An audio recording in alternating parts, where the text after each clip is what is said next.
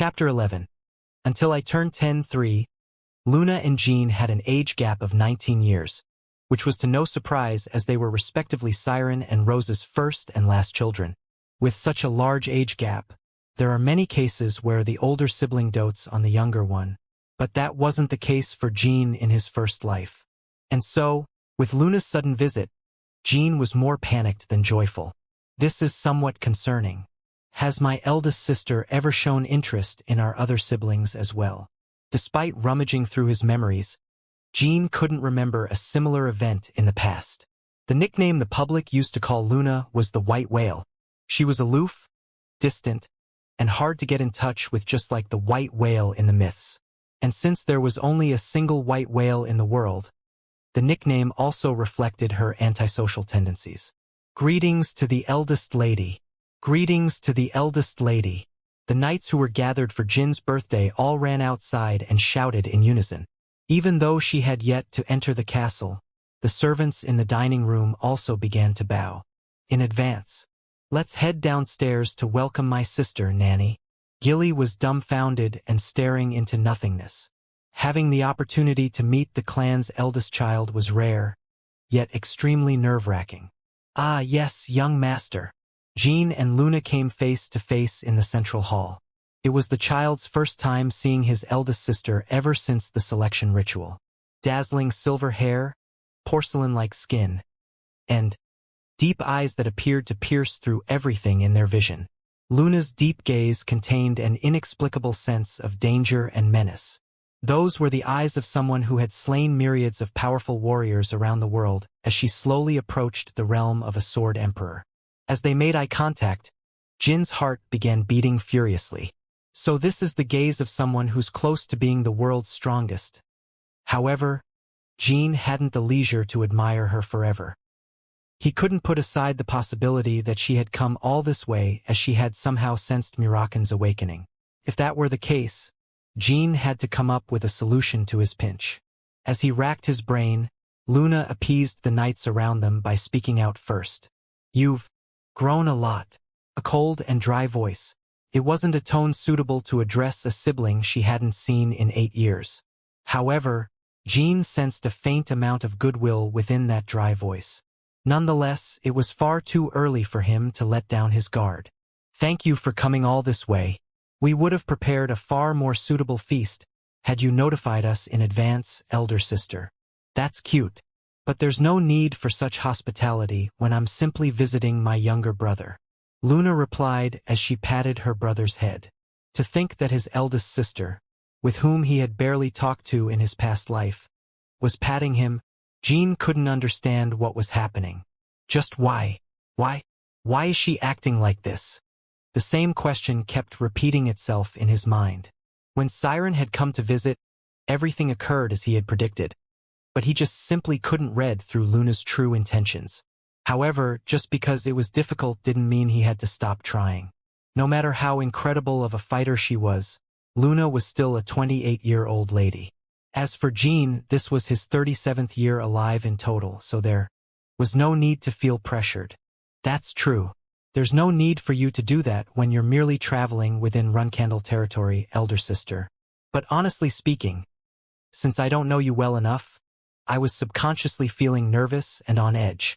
The hand that was stroking Jin's head froze. Gilly was bewildered by Jin's honest statement and made a dry cough. Even the knights around them were staring in disbelief.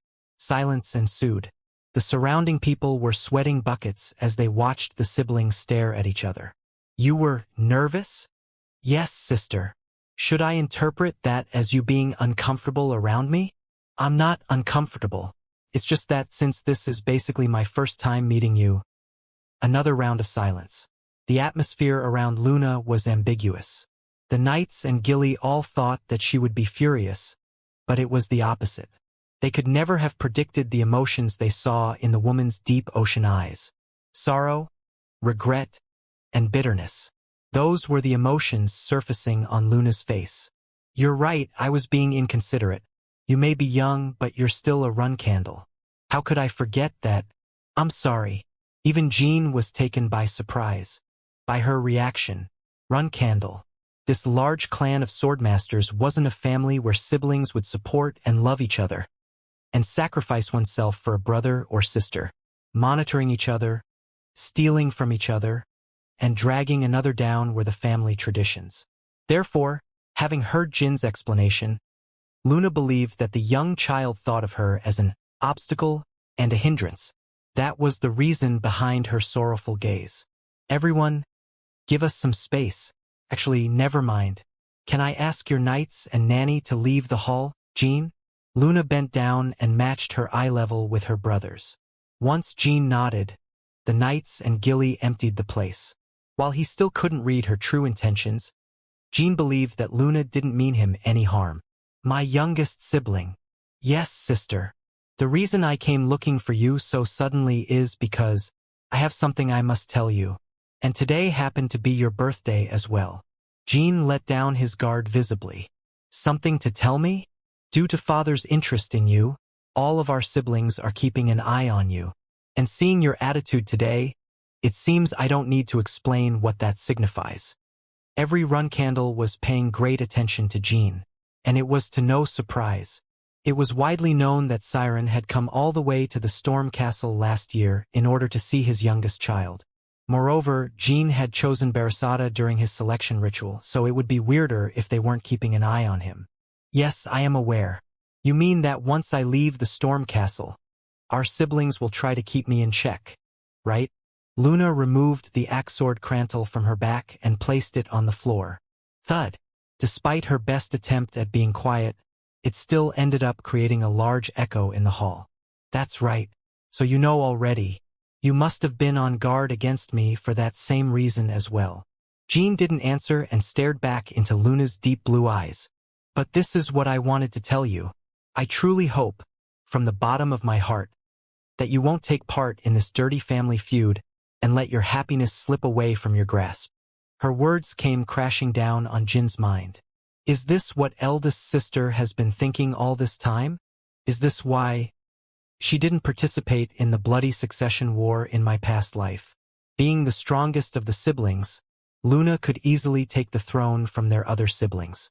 However, Jean didn't find her true intentions absurd or hard to believe. Luna did indeed steer away from the bloody succession war before, so there was a speck of credibility in her words. He was simply surprised from hearing those words from the person herself. But Jean still felt some revulsion towards her mindset.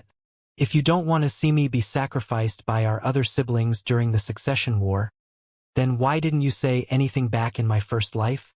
Was it because he held no value at all back then, that she didn't bother warning him?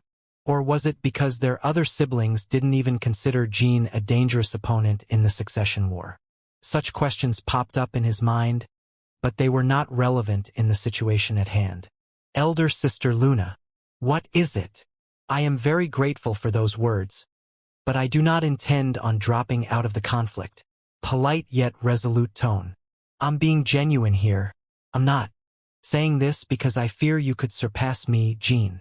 I am also aware of that, elder sister. I can see your pure intentions, and I am very grateful for that.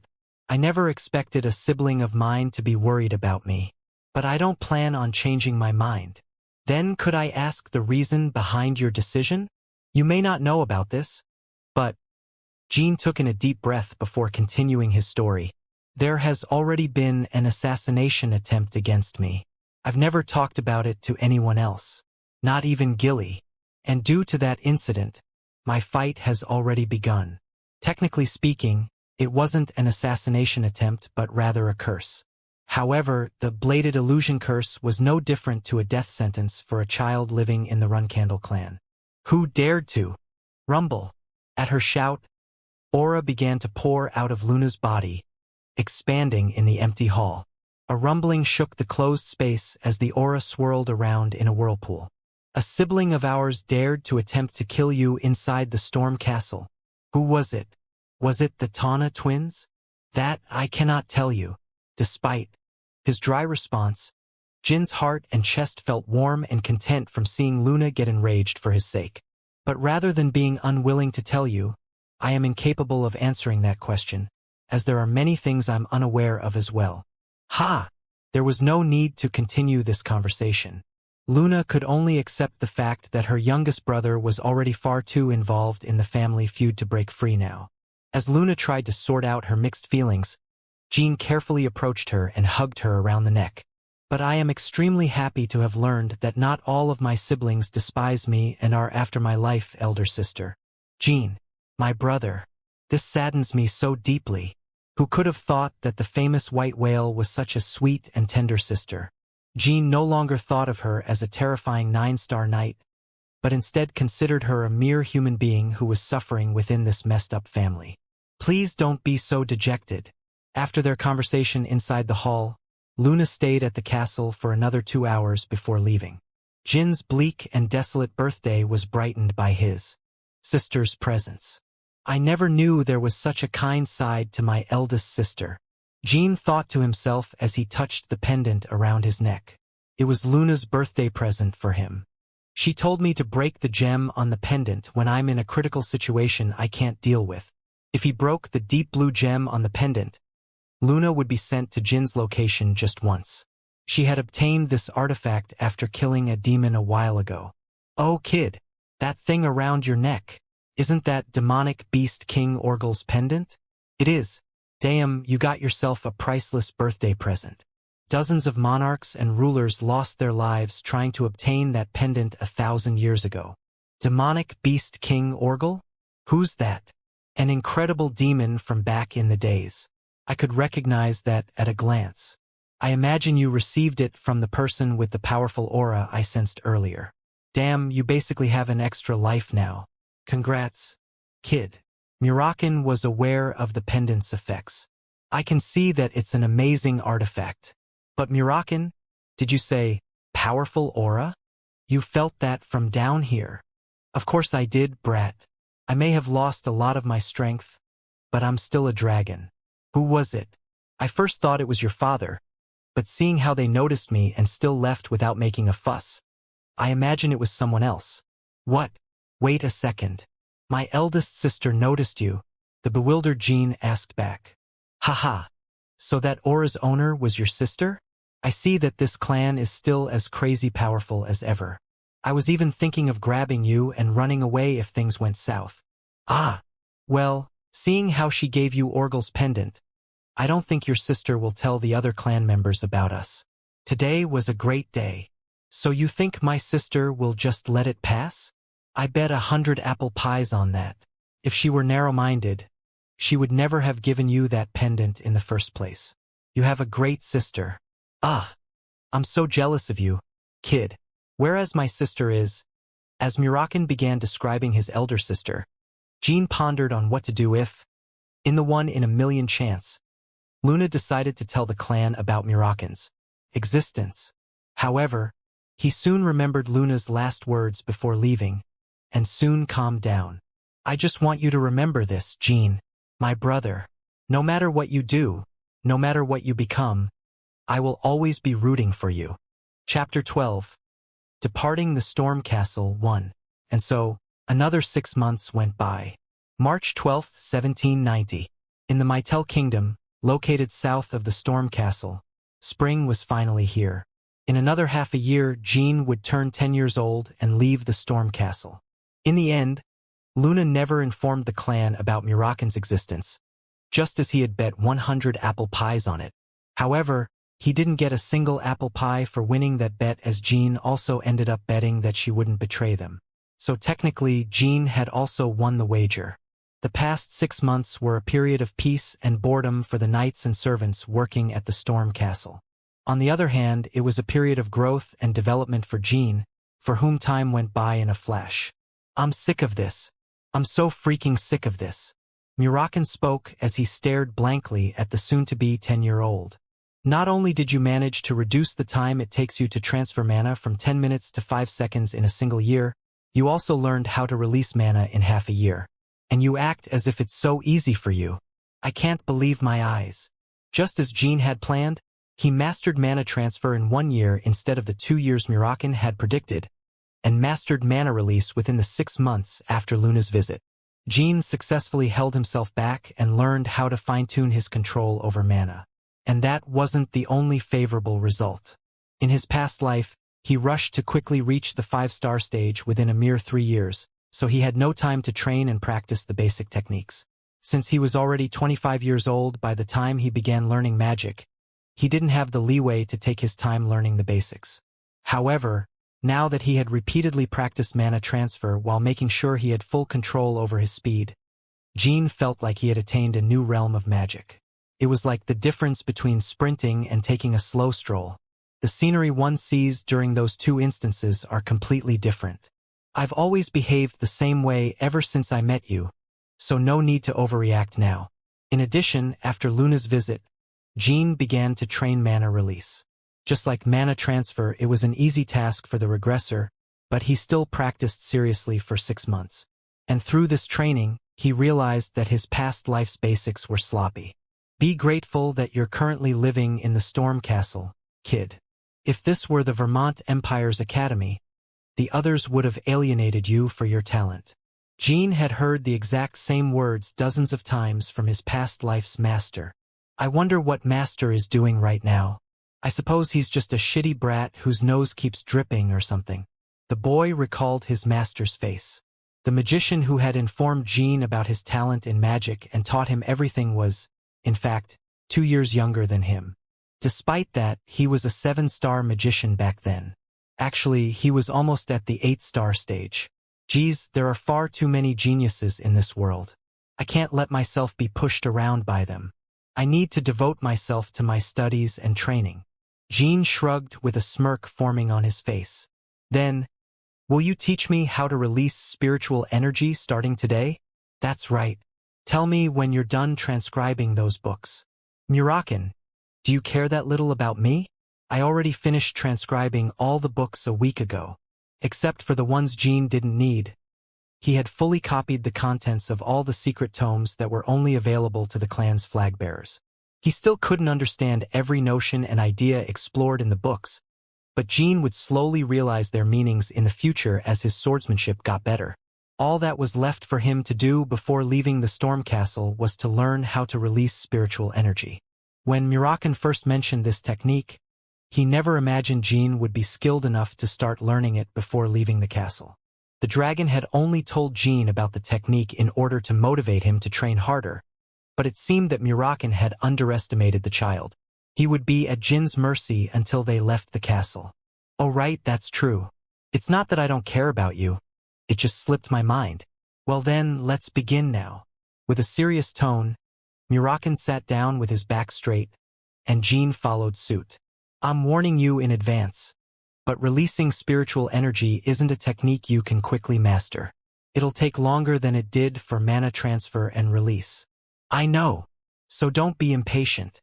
Just like I said before, it's both a basic and lethal technique. Let me show you. Swoosh. Even before he finished talking, a dark energy materialized like smoke and burst out of Murakin. It was spiritual energy.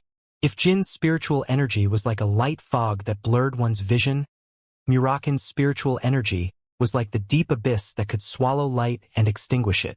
It was Jin's second time ever seeing the dragon's power. The first being the day Murakin woke up. It's a lot denser and heavier than my energy. Swoosh. Jin observed the dancing energy that swirled around.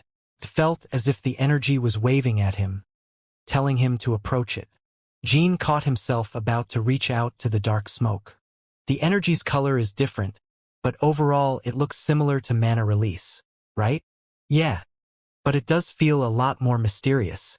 For magicians, mana release is the act of connecting the mana inside their body with the mana in the environment.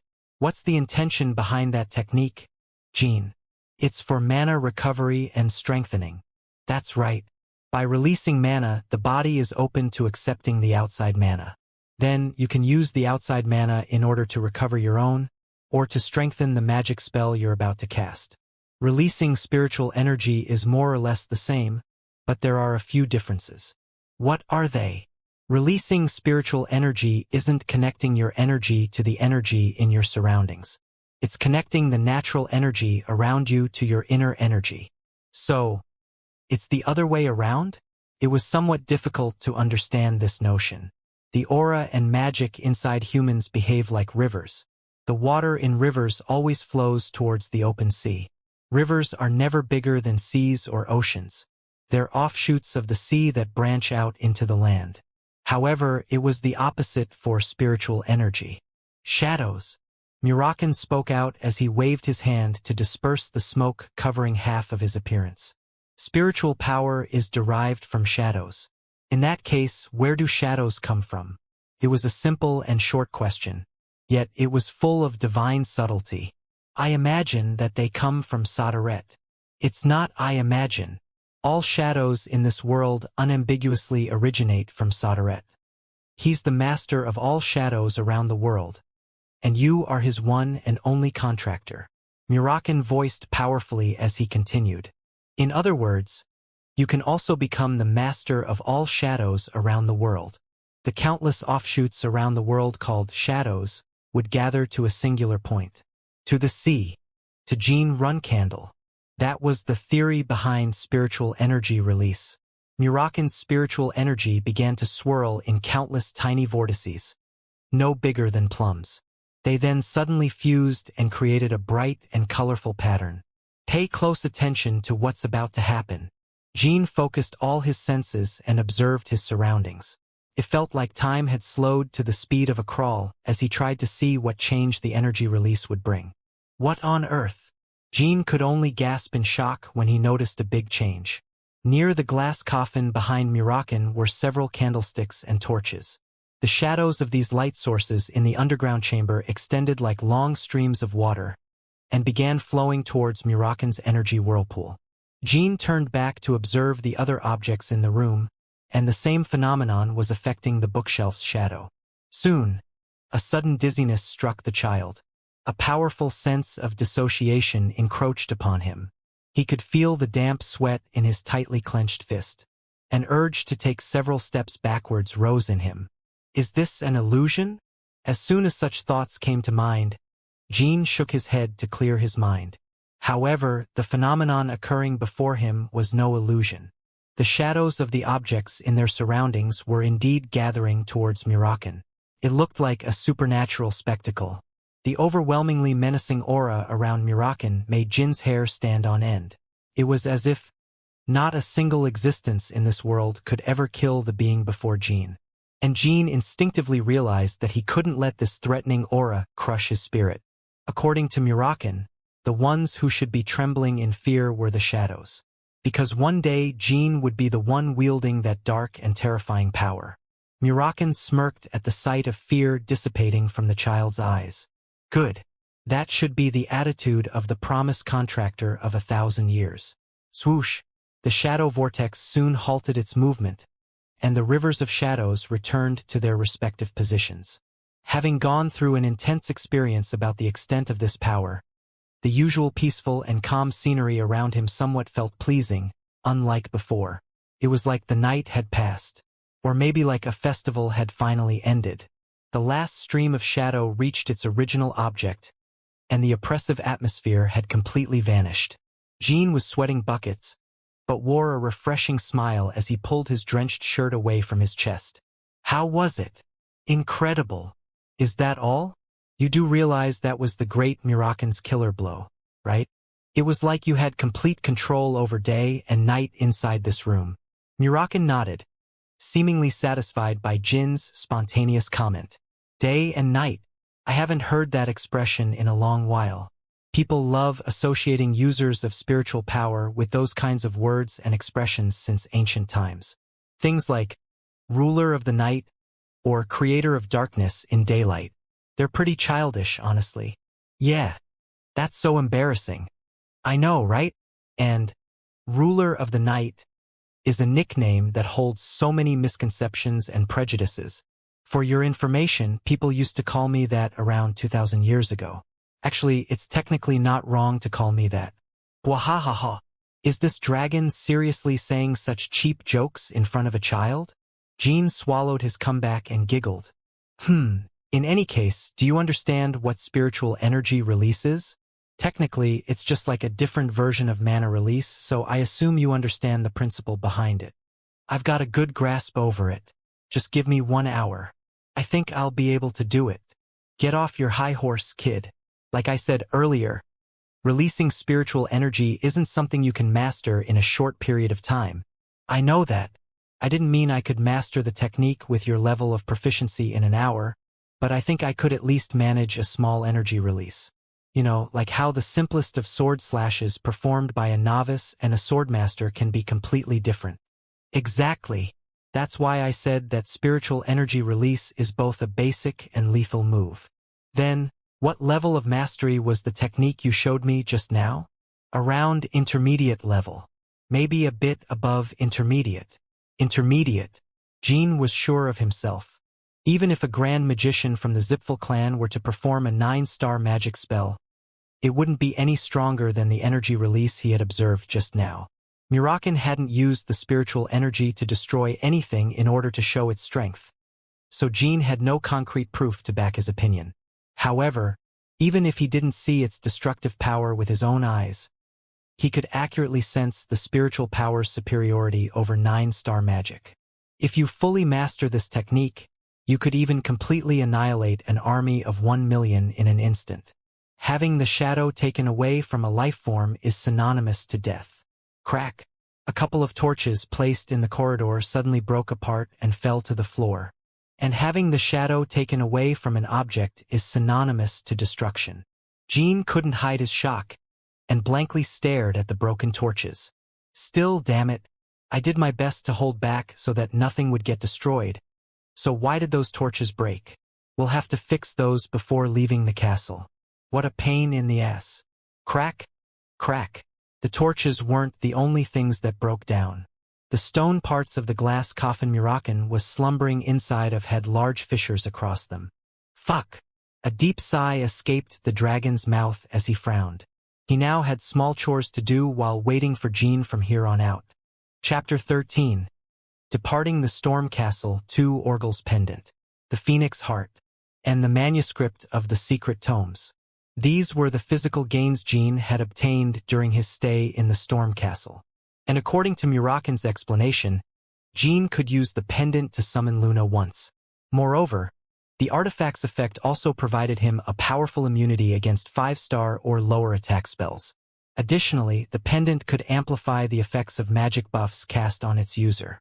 2 years have already passed since Jean ate the Phoenix Heart, but it had yet to be fully absorbed by his body. 1 month after he ate the heart, Jean tested how much his body had absorbed its effects every day by placing his finger on a candle flame. Lady Mary would be very proud of you if she were here, young master. And sure enough, Jean placed his index finger above a candle flame today as well. The flame that touched the tip of his finger had absolutely no effect on it. Jean felt no burning sensation. It was as if he had placed his finger in warm water. Gilly was thrilled by this sight and slowly approached the young boy. Gilly, it's also my first time seeing the effects of the Phoenix Heart. And as your nanny, I'm overjoyed to know that the beneficiary of the heart is you, young Master Jean. A wide smile drew on Gilly's face. Jean truly believed that amongst the nannies working for the Runcandle clan, she was the most honest and sincere. If my knowledge from when I was a magician doesn't betray me, I seem to have absorbed around 50% of the heart. Should he absorb 100% of the heart, Jean would be able to withstand a fearsome firestorm that could burn down an entire castle, let alone a candle flame. In other words, Jean would be near perfectly resistant to all flames that don't contain mana. To put it another way, Jean wouldn't be fully resistant against flames generated with magic. Needless to say, unless it's a high-rank fire magic spell cast by a 6-star or higher magician, they wouldn't be able to break through the heart's flame resistance effects. However, there is another reason why the Phoenix Heart is considered such a crucial item amongst magicians. If I fully absorb the heart, I won't be restricted when I summon a phoenix in a few years. The flames that are constantly swirling around the mystical beasts known as phoenixes generally have the force of 5-star spells. So whenever a phoenix flaps its wings, it's no different from having 5-star fire magic being shot out constantly. And unfortunately, these flames can also injure the magician who summoned the phoenix. So even if someone were to become a 6-star magician, it would be difficult to summon and use a phoenix unless they have a high resistance against flames. In other words, one had to eat a phoenix heart to have complete control over a phoenix familiar and make full use of it. I can't wait. To this day, Jean was far more interested in magic than in swordsmanship. Before his regression, the last 3 years of his 28 years of life were far more enjoyable than the initial 25. You seem to be quite loved by your sisters, young master. There's Lady Luna as well as Lady Mary. I wonder how you will repay their affection, ho ho ho. Jean nearly snorted from hearing Gilly's words. He couldn't help but laugh to himself when he remembered the stories about Mary Runcandle from his past life, along with her unique personality. I'm sure that Mary gave me the phoenix heart to speed up my growth, so that I can challenge her later on in life. That was how Jin's third sister's mind functioned. She was a battle-crazed, muscle-brained maniac. Moreover, she loved fighting against other Runcandles or enemies from the Zipfel clan. That was why she became a 6-star knight and roamed around the continent, challenging powerful opponents despite not being 20 yet. She stirred trouble everywhere she went, which earned her the nickname Stormwind Mary. Initially, it was the Southern Region's Madwoman. However, Mary slaughtered everyone who called her that, so she received a cooler-sounding nickname. Not only does she want me to challenge her after I become powerful, she also gave the heart away because she believes that she doesn't need it. So it was a gift that originated from her pride and self-confidence. Mary's one hell of a prideful nutcase. Jean grinned as his thoughts reached a conclusion. I should repay them the way they want me to. Luna wanted Jean to grow up strong and healthy, and to survive the family's deadly feud. Mary wanted Jean to grow up strong and healthy, and attempt to cleanly slice off her head with his sword. Therefore, Jean had to repay them by doing exactly what they expected of him. Knock knock. Someone was behind the door to Jin's room. This is Khan, young Master Jean. It's time for your training. Oh, so it's already time. I'll be there. Currently, Jean was training 2 skills simultaneously. He was learning spirit energy release from Murakan in the underground chamber, and was being taught the Runcandle martial arts by Khan, a knight at the castle. As a result, Jean had no time to rest on a daily basis. When he opened the door and exited his room, Khan politely bowed. What will today's lesson be about, Khan? In the morning, we'll study combat footwork. Around noon, it will be the different striking techniques using both punches and kicks. Then, we'll tackle joint lock techniques in the evening together with some general physical training. It was a busy schedule, but Jean nodded in satisfaction. He was emanating an aura of dignity and majesty like a ruler who had received a report from a subordinate. Khan tensed up as he observed Jin's behavior. As a guardian knight of the Runcandle clan and the young master's martial arts instructor, he should have been extremely proud of the child's growth. However, Khan was on edge and nervous whenever he trained the young boy. I mustn't slack off and idle around while teaching young Master Jean. Khan had taught the clan's combat techniques to a total of 6 Runcandle children in the Storm Castle. The Tana twins who had left 2 years ago, Jin's 6th sister, Yona, his 5th sister, and his 4th sister, Mew, and finally, Jean himself. Except for the twins, the other 3 had already left the Storm Castle when Jean was still a baby. I've never felt like this when I was teaching the others. They were all busy keeping up with the training program, and all I had to do was evaluate their growth. But for young Master Jean, he's the one evaluating me. There's something different about him. Evaluate.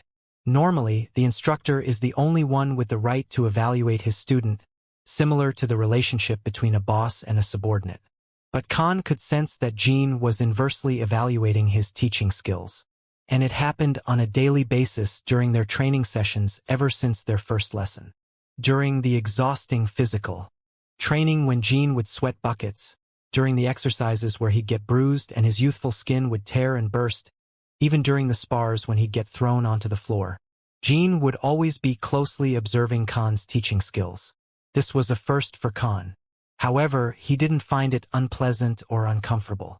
On the contrary, Khan believed that Jean possessed all the virtues a pure-blooded Runcandle should have. No wonder the patriarch shows great interest in him. I mustn't let down my guard today as well. Khan focused his attention as a flame of enthusiasm sparked in his eyes. He and Jean then moved to the training grounds inside the castle. Young Master Jean. Speak freely, Khan. It's a great honor to be able to instruct you, young master. I promise to provide you the best possible training regime and guide you to the best of my abilities in the next few months, until your 10th birthday. I appreciate your thoughts. I'll be in your care until then. It was only after the combat training session had ended that Jean could go visit Murakan, despite his complete exhaustion. He then practiced the spirit energy release technique under the dragon's guidance. Today was a grueling and demanding day, but still a joyous one. Kia! Murakan let out a cry of excitement and amazement. Jean wondered how many times Murakan had been astonished already. According to a quick calculation, it was over 20 times during the past hour. Are you that happy, Murakan? Murakan turned his head back and stared at Jean.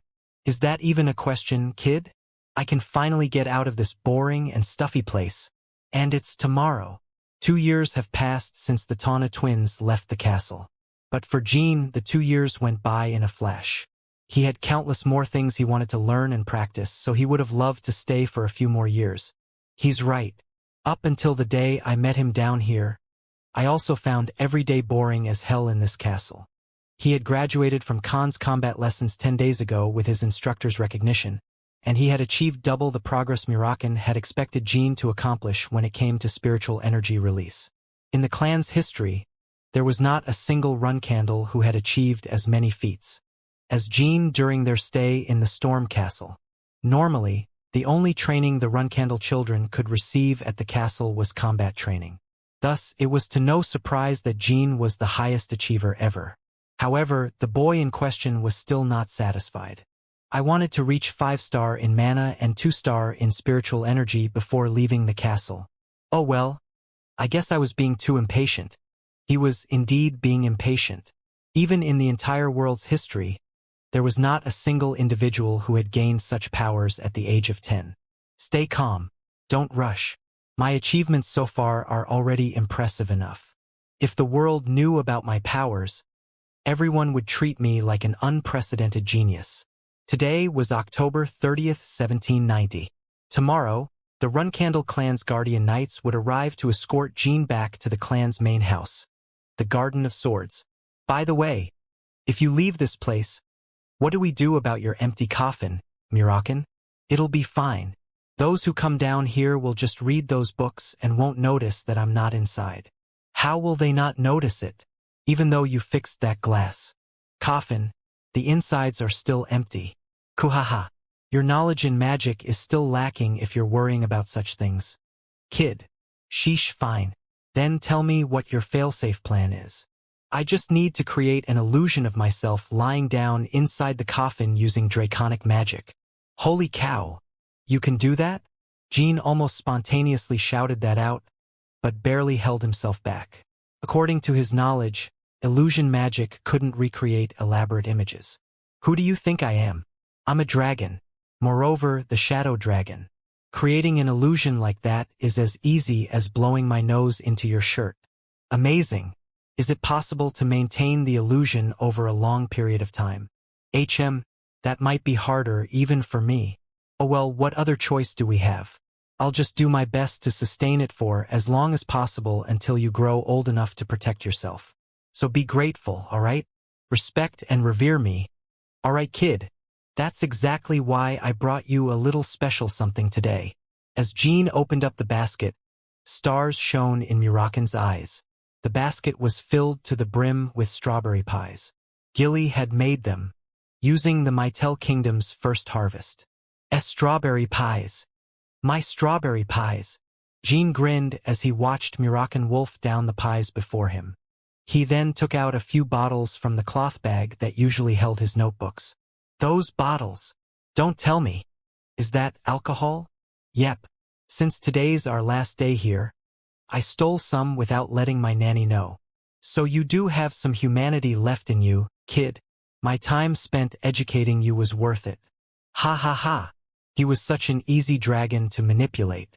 The next day, around lunchtime, 2 knights from the Runcandle main house came to the castle.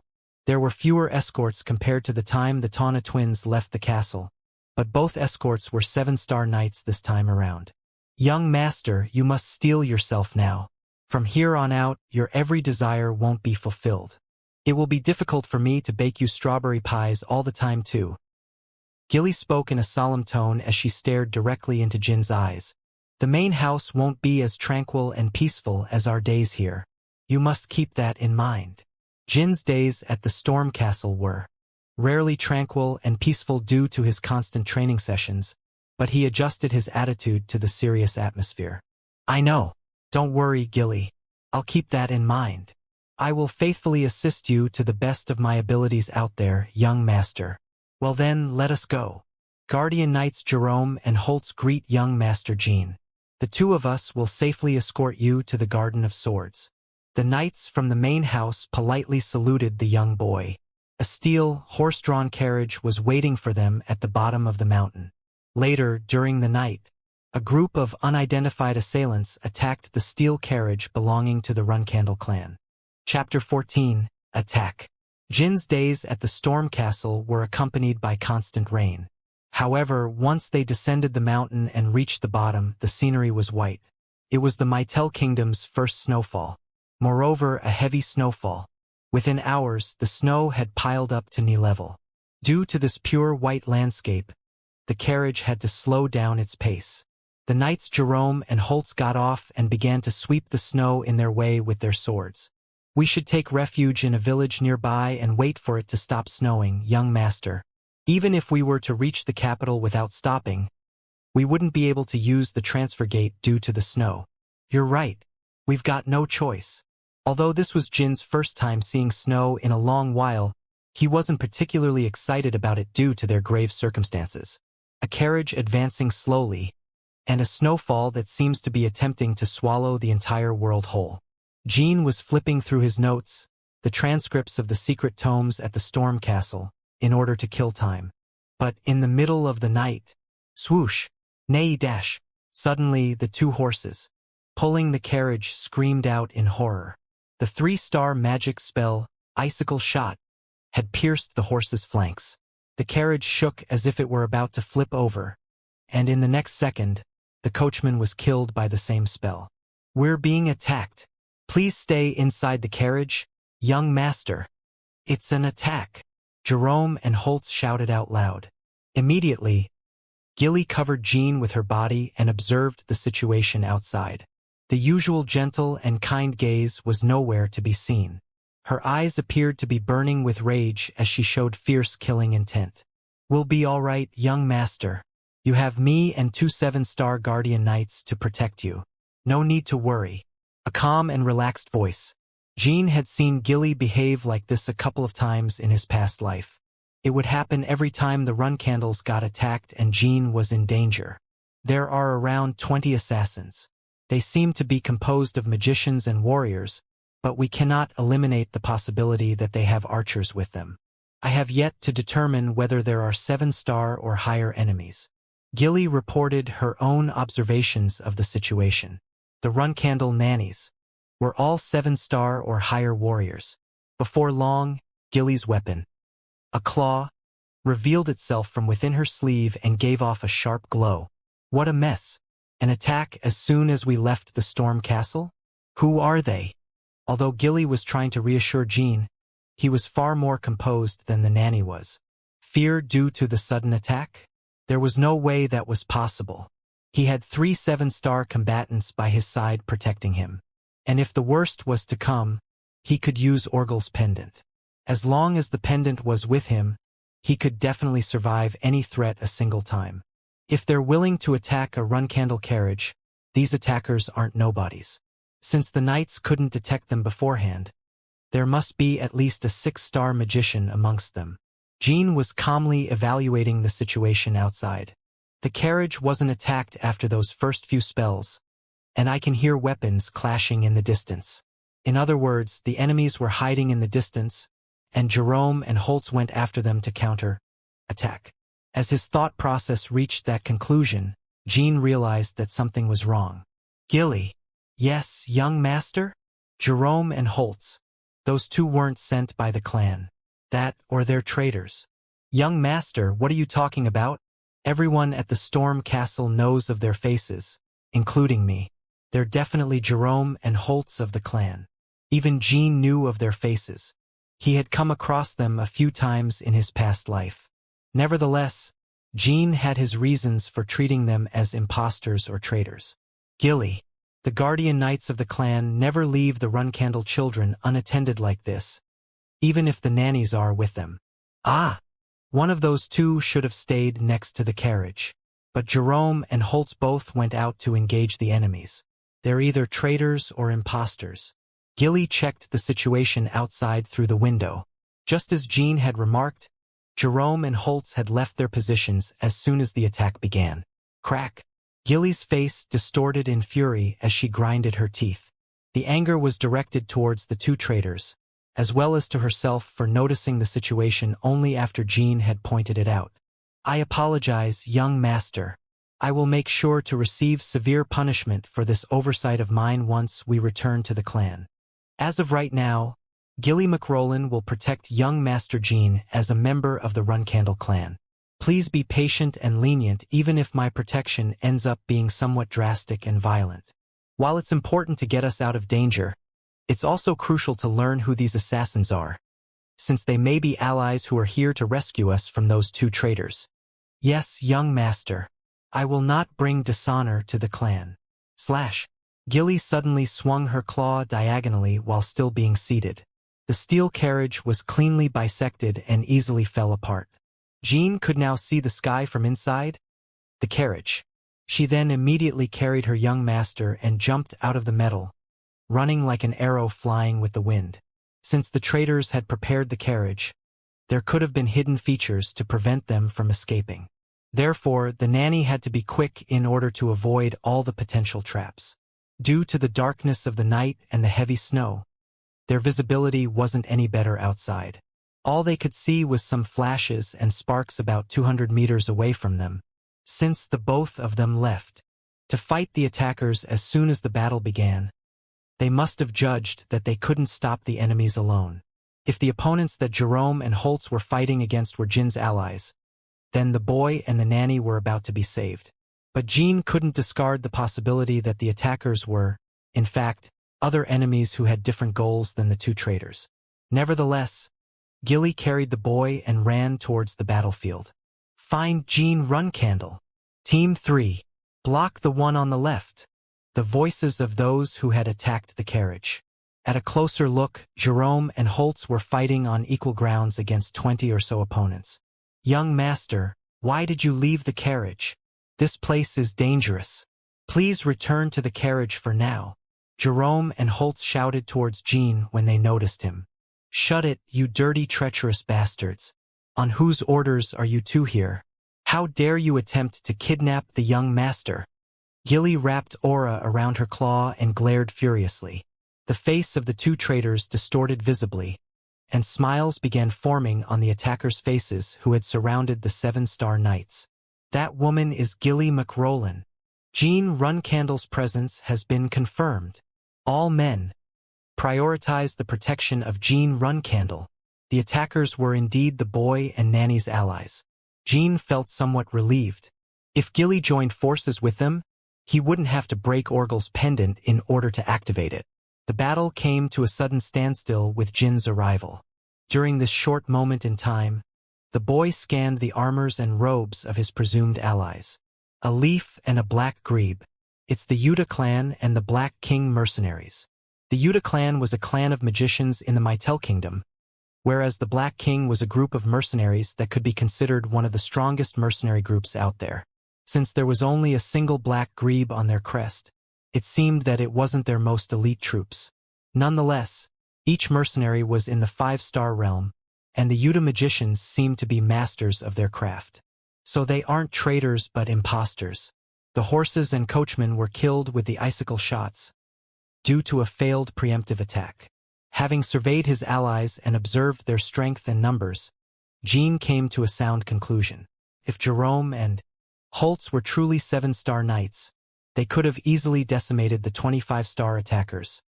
particularly in the darkness and heavy snowfall where everyone's vision is restricted. However, despite the battle having lasted for a long while, there were no visible casualties amongst the assailants. In other words, Jerome and Holtz weren't true 7-star knights from the Runcandle clan. I am Morka, vice captain of the Black King Mercenaries' 3rd Corps. Having received a commission from the Runcandle clan, we joined forces with the Yuta clan of the Mytel Kingdom in order to rescue Jean Runcandle. Ptahaha. Suddenly, the fake Jerome let out a small chuckle. The odd laughter lasted for a long time. Due to the strange sense of incongruity, the Yuta magicians and Black King mercenaries readied their weapons as a chill ran down their spines. Gilly stood before Jean and spoke. Who are you two? She had also realized that the two knights were not the Runcandle knights she knew of. Just like Jean, she was aware of the might and strength that true 7-star knights held. Keck, what a stupid question, Gilly McRolin. We have nothing to say to a mutt who licks the boots of the Runcandles. The fake Holtz also let out a sickening chuckle and repositioned himself. They didn't seem to be willing to give more information. What should I do, young master? Jean answered Gilly's questions without an ounce of hesitation. Kill one of them and cut the arms of the other before you bring him to me. Your wish is my command. You may be powerful, Gilly McRolin, but you shouldn't underestimate us. Morka of the Black King Mercenaries. I shall leave the young master in your care for 30 seconds. Gilly ignored the fake Jerome's retort and addressed Morka. The vice captain immediately ran before Jean with his men and formed a line of defense. I haven't seen a 7-star knight's battle in a long while.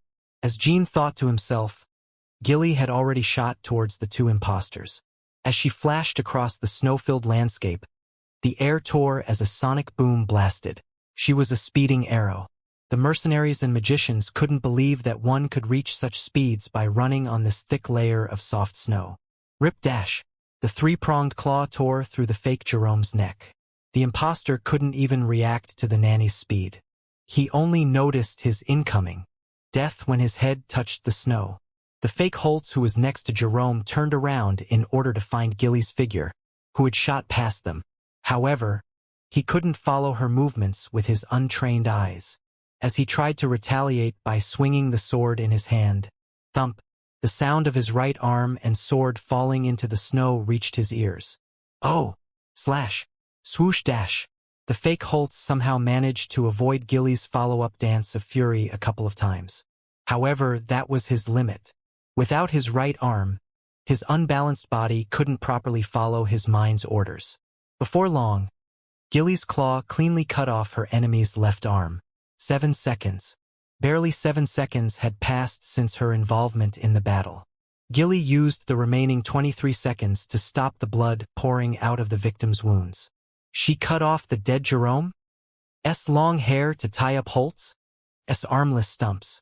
The mercenaries and magicians couldn't help but watch the phenomenon occurring before them in astonishment. Such a powerful woman is merely a nanny? She's in a whole different realm compared to us. On the other hand, Jean was wearing a satisfied smile. I have carried out your command, young master. Gilly dragged the fake Holtz behind her and walked towards the boy. As snow kept entering his mouth, the armless victim couldn't even scream in pain properly. Thud! Upon her arrival, she grabbed the impostor's head and anchored it firmly before Jin's feet. It seems like the one who was underestimating their opponent wasn't Gilly, but you too. If you were attempting to assassinate the Runcandle's youngest child, you should have sent 3 or 4 8-star knights instead. As Jean spoke in a cold tone, the fake Holtz spat out. Cook! Kuhu! This is merely a warning. The era of the Runcandles is, coming to an end. That's actually something I look forward to. Jin's statement sparked surprise and confusion amongst the mercenaries and magicians. Because the era of the Runcandles will end, and the era of Jean Runcandle is about to begin. Glory to the Zipfels. Oh, so you're a follower of the Zipfels. I guess there's no need to take you back to the clan and torture information out of you anymore. Smash! Jean covered his fist in aura and slammed it down next to the impostor's head. He had learned. how to wield aura through his martial arts classes with Khan. Release him. Men, kill him. No, I didn't mean it like that. Try your best to survive and return to your base in that state, Mr. Imposter. It'll teach your comrades a lesson. Well, this was a waste of time. Gilly, throw away this little piece of junk somewhere. Understood, young master. Gilly picked up the armless man and threw him away in the distant snowfield. Jean thought to himself as he watched the fake Holtz coughing in the snow. Geez, what naive lunatics. Did they think the Zipfuls would be thankful to them for doing something like this? Chapter 15. Truth revealed? A tense mood filled the air. Sweat could be seen dripping down people's necks. Having dealt with the imposters, the Black King mercenaries ended up becoming Jin's new escorts. However, the escorts couldn't help but hold their breaths around their client. Now that the Yuta magicians had returned on their own, the mercenaries were the only ones left to take care of the terrifying kid. What kind of a 10-year-old boy acts like this? The vice-captain of the Black King Mercenaries' Third Corps asked himself. A question that all his men were also thinking. The Black King Mercenaries. They are veteran warriors who can turn the tables on the battlefield. Bloodshed, broken bones, burnt skin. Nothing can stop these battle-scarred soldiers. The sight of prisoners being mercilessly tortured and murdered is a daily occurrence to these men. Watching Jean order Gilly to kill the fake Jerome and Holtz in a bloody manner was nothing new to them. Nevertheless, these vicious mercenaries were wary of Jean due to his age. Where else would they ever find a 10-year-old behaving this way towards their assassin? Even though he was a run candle, he was merely a kid who had just left the storm castle and entered the world. In fact, their senses were warning them to be extremely careful with Jean when they saw him give Gilly orders. His speech and behavior weren't those of a child, not to mention his method of disposal of the surviving assassin. The mercenaries could only see Jean as a run-candle overlord who just happened to be somewhat short in height. We mustn't make the slightest mistake until we successfully escort him to the transfer gate. Any frivolous or superficial behavior is absolutely prohibited. Do you understand? Yes, Vice-Captain Morka. The Black King mercenaries, known for their rough and boorish behavior, were acting like dignified gentlemen. They were all standing stiff and nervous, as if they were wearing tight, uncomfortable clothes. However, they weren't acting like this solely due to their fear of the child known as Jean Runcandle. There was also a hint of admiration and fascination in their eyes towards this dangerous boy. Young master. While Jean was kicking the snow away as he walked, Gilly called out to him. She was wearing a calm expression and tone, but the boy caught the slight melancholic look that lasted for an instant. We'll reach the village in about 2 hours. Once we arrive, it would be best to wait for the snowfall to die down before continuing our journey. Let's do that. Jean brushed off the snow piling on his shoulder. Oh, Gilly. Yes, young master? Don't worry about what happened. It wasn't your fault. Jean truly believed so in his heart. Even Khan hadn't noticed that Jerome and Holtz were imposters back at the Storm Castle, so there was no way Gilly would've. In addition, the fact that Jean knew better about the Guardian Knight's rules than his nanny wasn't much of a problem either. At the very least, Jean didn't think so. Yet, Gilly was still dwelling on this incident. I apologize. Once he heard her reply, Jean wore a bitter smile as he recalled some memories. Gilly never makes excuses. She never brings up justifications such as, I've lost my touch from spending 10 peaceful years at the Storm Castle, or, I was feeling under the weather which dulled my senses. In my first life, Gilly was the same, always apologizing for something that wasn't her fault. Made me feel sorry for her. All the torment she must have gone through.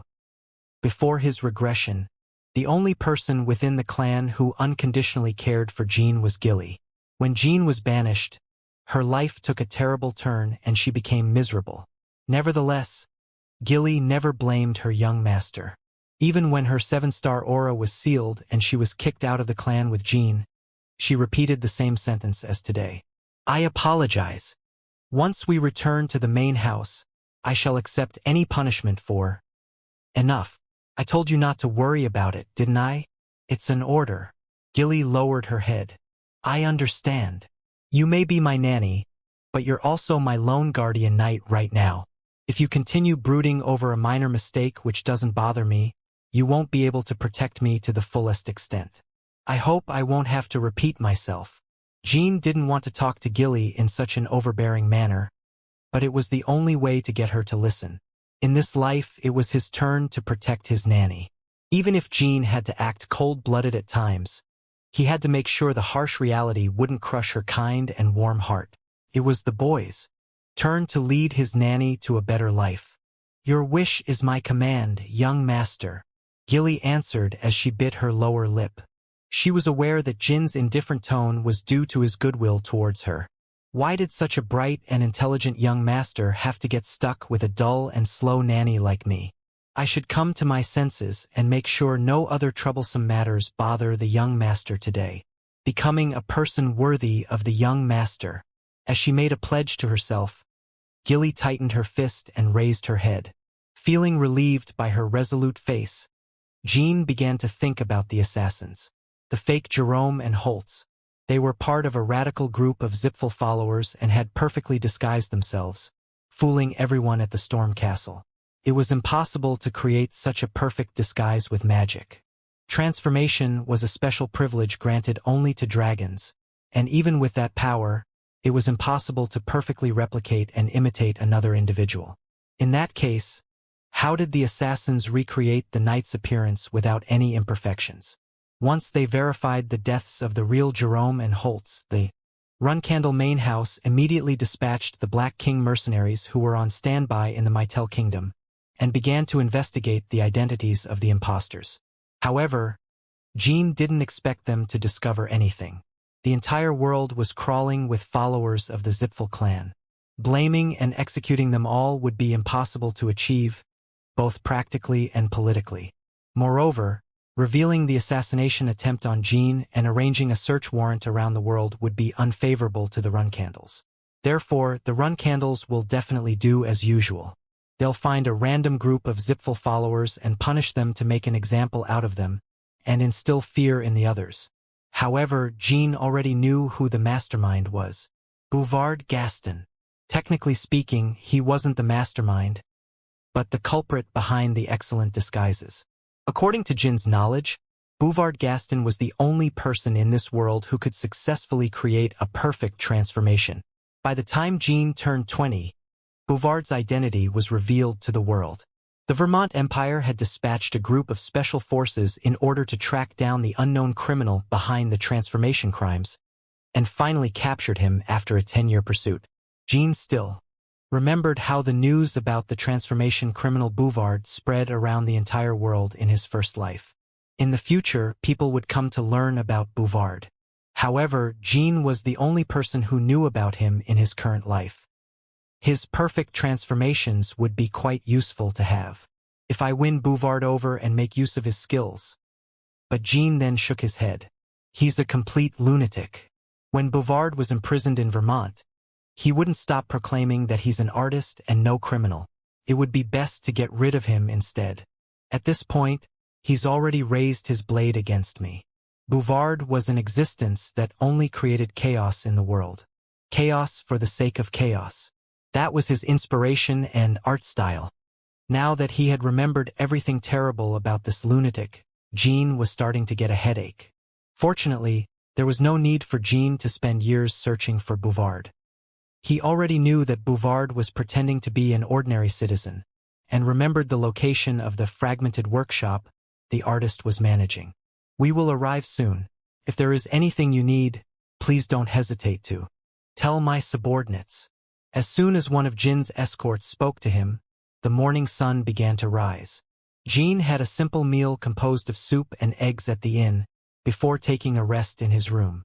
Despite having trained his magic, spiritual arts and martial arts at the Storm Castle, walking under heavy snowfall for several hours was still an exhausting task for a child's body. Meow. Meow. Meow. November 2nd, 1790. 3 p.m. The heavy snowfall lasted until noon, but completely vanished soon afterwards as if it had never existed. Now, a certain black cat was meowing. The cat was outside the third-floor window of an inn.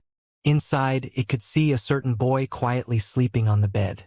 The adorable little feline raised its front paw and began tapping on the window. It didn't look any different from your ordinary cheerful cat. Now awake. Jean sat up and rubbed his eyes.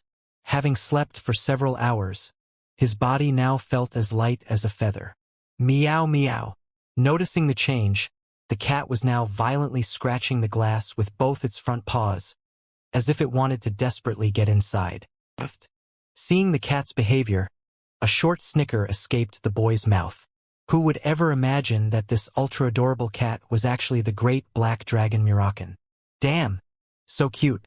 Should I tease him a bit? Jin's playfulness had activated.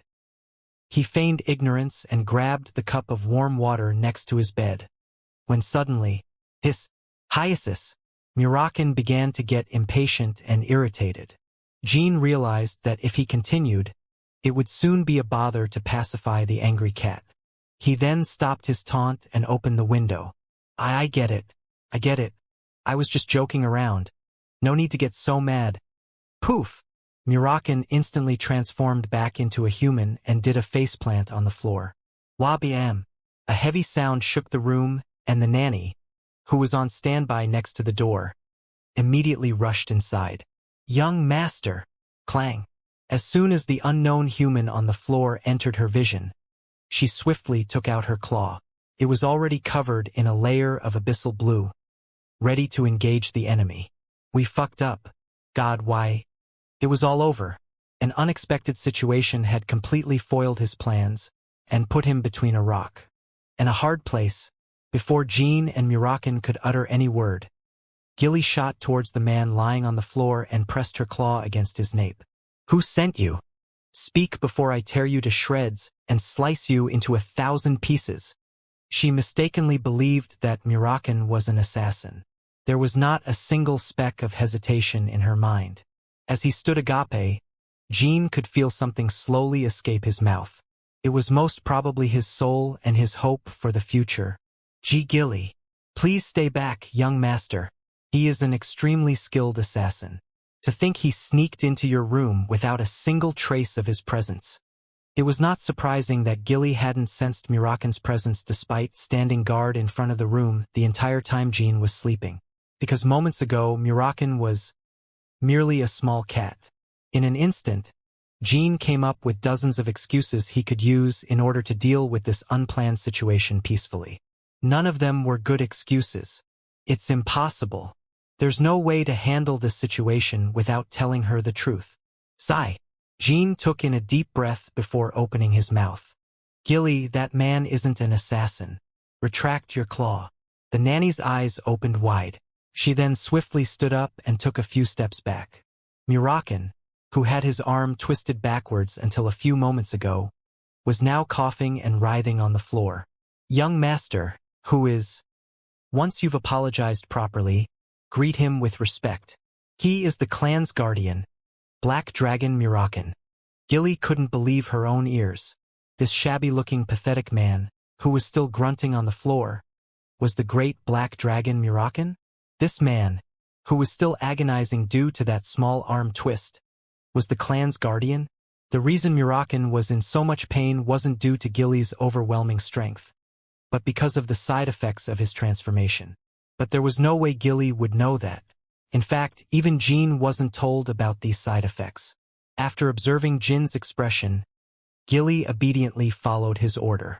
As a lowly member of the Runcandle clan, I have shown great disrespect to the clan's guardian.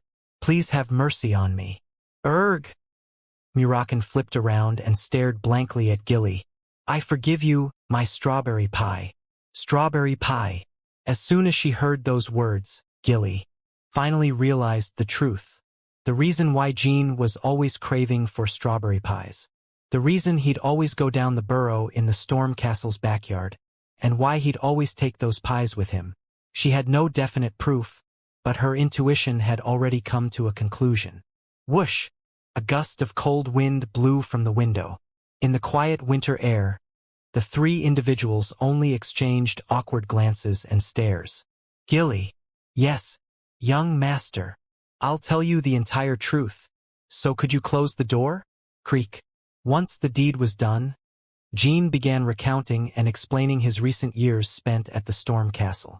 Although he didn't mention his regression, he did tell her about his transcription of the secret tomes and about his status as Soderet's contractor.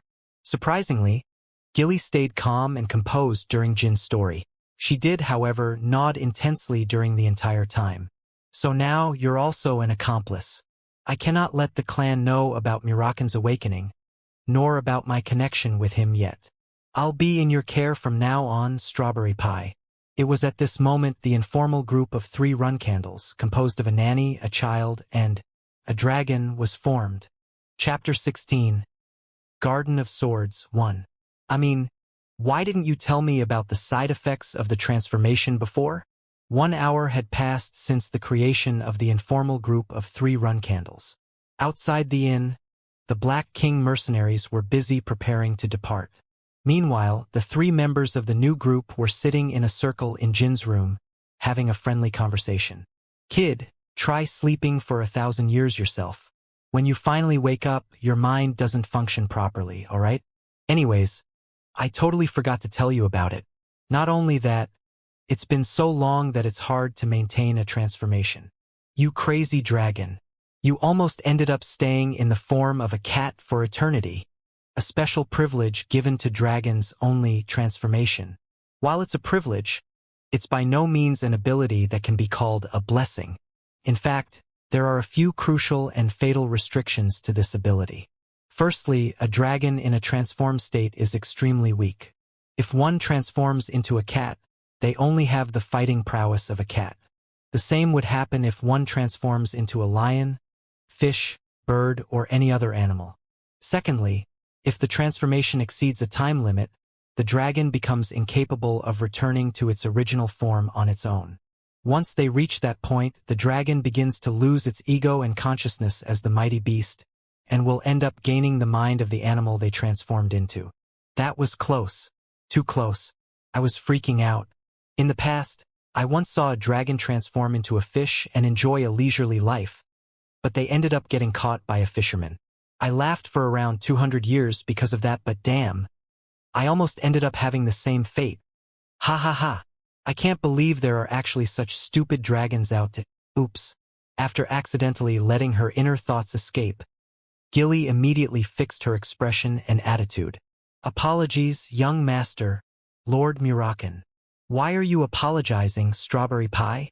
It was unmannerly of me to laugh out loud while on duty. Geez, are you some sort of golem, Strawberry Pie? Every human should be allowed to laugh, no? Oi, kid. Did you not even allow your nanny to laugh thus far? Lord Muraken, the young master isn't at fault. He treats me very well all the time. If he treats you badly from now on, don't hesitate to tell me. I'll teach him a lesson. They're getting along pretty well. Jean lightly chuckled to himself. He hadn't seen Gilly be so lively in a long time. By the way, Muraken, do the restrictions not apply when you're transformed as a human? Yeah. There aren't any huge limitations when it comes to transforming into a human. In fact, it's more comfortable being a human. When we're in our original forms, we continuously consume mana. It takes a lot of energy to maintain such a large body. Why are there no restrictions for human transformations? The gods were being considerate to us dragons. When we're born, we look the same as humans, you know. In our dragon forms, it's difficult to propagate as a species and satisfy our various desires. So, yeah, that's already too much information. For some reason, Muraken was cracking up on his own as if he had heard a hilarious joke. Surprisingly, the corners of Gilly's mouth were trembling as she tried her hardest to hold back her laughter. I'm so done with them. Although that thought came to Jin's mind, he didn't really mean it. Even though this team was formed on the spur of the moment, Jean didn't dislike their strange interactions and atmosphere. In fact, he quite enjoyed being with them. Having trustworthy comrades he could share his secrets with was convenient and pleasant. Anyways, we'll be leaving soon. Transform into a cat again. Muraken grumbled as he became an adorable black cat again. He would have to continue doing this until Jean became strong enough. For the next 2 days, the Black King mercenaries properly escorted Jean and company to the Mytel Kingdom's capital. It wouldn't be an exaggeration to compare the mercenaries to actual knights for their surprising dignity and the courtesy they showed to their clients. However, they never understood why their client picked up a black cat halfway through their journey. The Black King mercenaries just came to the conclusion that the tiny yet merciless overlord called Jean also had a childish aspect to him. Thank you for your work, Vice Captain Morka of the Black King Mercenaries 3rd Corps. The Runcandle clan's main house will properly reward you for escorting us, which wasn't part of the original commission, on a later date. This mission was also a good experience for us. Gilly. I can't wait to see the future of the young Runcandle you serve. Gilly and Morka exchanged their farewells while Jean watched from a distance with a cat on his shoulder. By the way, Gilly McRolin. What is it, Morka? I may be overstepping my boundaries, but I've come to admire you after seeing you in battle. Therefore, as a warrior who makes a living by fighting, I must ask you, why did the McRolin clan do such a thing to why? Gilly's expression immediately darkened. Morka swiftly shook his hand and coughed loudly. I apologize. I shouldn't have. If only I could punch myself from 10 seconds ago. It's fine. Well then, I wish you the best. As soon as the Black King mercenaries took their leave, Gilly sighed deeply. Once she fixed her appearance, she joined Jean and Murakan, and they went to the administrative office of the Mytel Kingdom's transfer gate. Welcome to the Mytel transfer gate. Do you have any identification? Gilly presented a dagger with the Runcandle emblem, the black sword, engraved on it. Oh, so you belong to the Runcandle clan. It's an honor to meet you. Are you headed to the Huphester Alliance's Carlin city?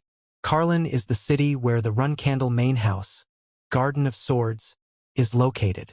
In addition, the Huphester Alliance was a group of nations under the rule of the Runcandles. Indeed. Please come this way. I will lead you to the first-class seats. Since the Mytel Kingdom was part of the Huphester Alliance, it was basically part of the Runcandle clan's territory. The manager of the transfer gate guided Jean and his companions with a beaming smile, as if it was the greatest thing to happen in his life. We will depart in 2 hours and arrive in the blink of an eye. I hope you have a comfortable journey. The Mytel Special Transfer Gate had a waiting room which was as luxurious as a rich noble's living room. There was no other client using the first-class waiting room. Jean leaped onto a soft sofa and took out his notebook as his body sank in it. He had gained the habit of using any free time to study from his days as a magician in his past life. Sigh, young master. What? If I were to be fully honest, I'm quite worried. We could somehow find a way to explain your contract with a god and Lord Murakan's true identity if the clan were to find out. But my magic is the problem, right? Yes, that is the one thing the Runcandles will never tolerate and approve of. Don't worry, I'll make sure to keep it as they are. Suddenly, the door to the first-class waiting room was swung open. It was a young boy who appeared to be from a noble family. He had light brown skin and seemed taller than Jean by 20 centimeters. He was accompanied by 2 escorts. As soon as they stepped inside the room, the atmosphere changed. Tension grew in the air as Gilly and the noble boy's escorts glared at each other. This situation was inevitable, as Runcandles and Zipfels had come face to face in person. Members of the Zipfel clan? Who exactly are these assholes? Jean calmly observed the Zipfel boy's face and pondered. His face seemed somewhat familiar, but Jean couldn't quite remember who that was. He hadn't seen many Zipfels from close up in his past life. No wonder I didn't want to come to Huphester. My instincts were warning me that I'd come across these cocksuckers. The Zipfel boy, who was still by the entrance and distant from Jin's position, muttered audibly. His escorts were now also quietly observing Jean once they were done scrutinizing Gilly. It was just a childish provocation. The veins on Gilly's neck began popping out. But since Jean remained silent and was observing the situation, she didn't step forward. Meow. Murakan was walking in circles between the opposing groups, meowing as if he found the situation entertaining. Oh, at least the cat they're raising is cute. Those cowards don't deserve to raise such a cute pet. Come over here, kitty. Meow. The tiny Murakan leaped into the Zipful boy's arms. He let the boy stroke him for a moment until, Kaya! The cat brandished its claws and scratched the boy's nose before quickly escaping his grasp. Seeing this spectacle, Jean couldn't help but burst out in laughter. Ugh! Eighth young master! As the escorts attempted to draw their swords on their waists, the boy raised his hands to stop them. I'm fine. It's just a light scratch. No need to overreact because of a cat. I guess I deserved it for provoking them. T/N good. I like this kid. No one should hurt pets, especially cats. Cats are the bestest. As he wiped the blood on the bridge of his nose, the boy continued speaking. And above all, drawing your swords before run candles is a foolish act. The boy shrugged and directed his gaze to Jean. I was mistaken. He's not a coward, he's calmly watching us. No, maybe he just doesn't care about us. The boy had intentionally provoked Jean as soon as he entered the waiting room in order to check Jin's reaction. He wanted to know whether the youngest child of the run candles, who had just left the storm castle, was promising and showed potential or not. The boy promptly made his mind about the run candle before him. Well, aren't you an interesting one, Jean Runcandle? The boy approached Jean and extended his hand. I'm Baradin Zipful. I only provoked you to test you, but allow me to apologize properly. Baradin Zipful. As soon as he heard the name, Jean finally remembered why the boy before him looked so familiar. In his past life, Baradin became a 9-star magician by the age of 30, and was near unanimously chosen to become the next Zipful patriarch. As he was a famous and influential figure, Jean had often seen his face in the newspaper along with news of his achievements. Having equally great skills and personality, he was highly popular and idolized by young magicians around the world. Jean, who had just become a 5-star magician, also looked up to Baradin and considered him a goal he could never catch up to. Is that so?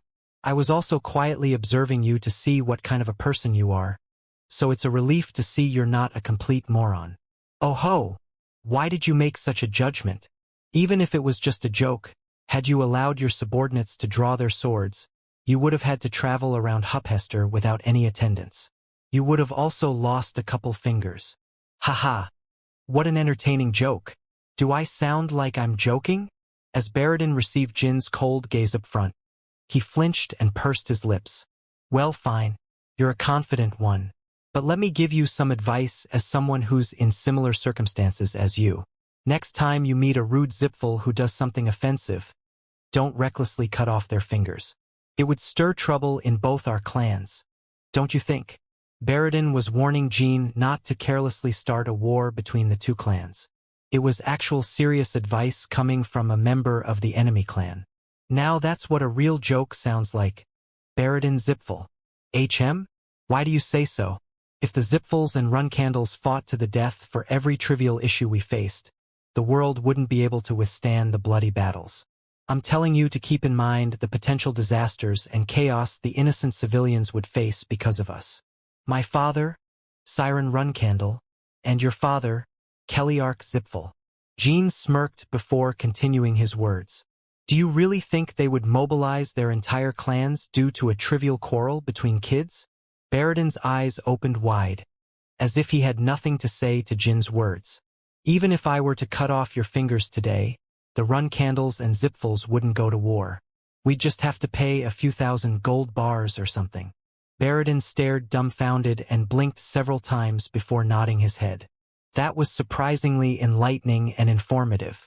I shall definitely repay this debt to you in the future. Forget about the future. Repay it now. How?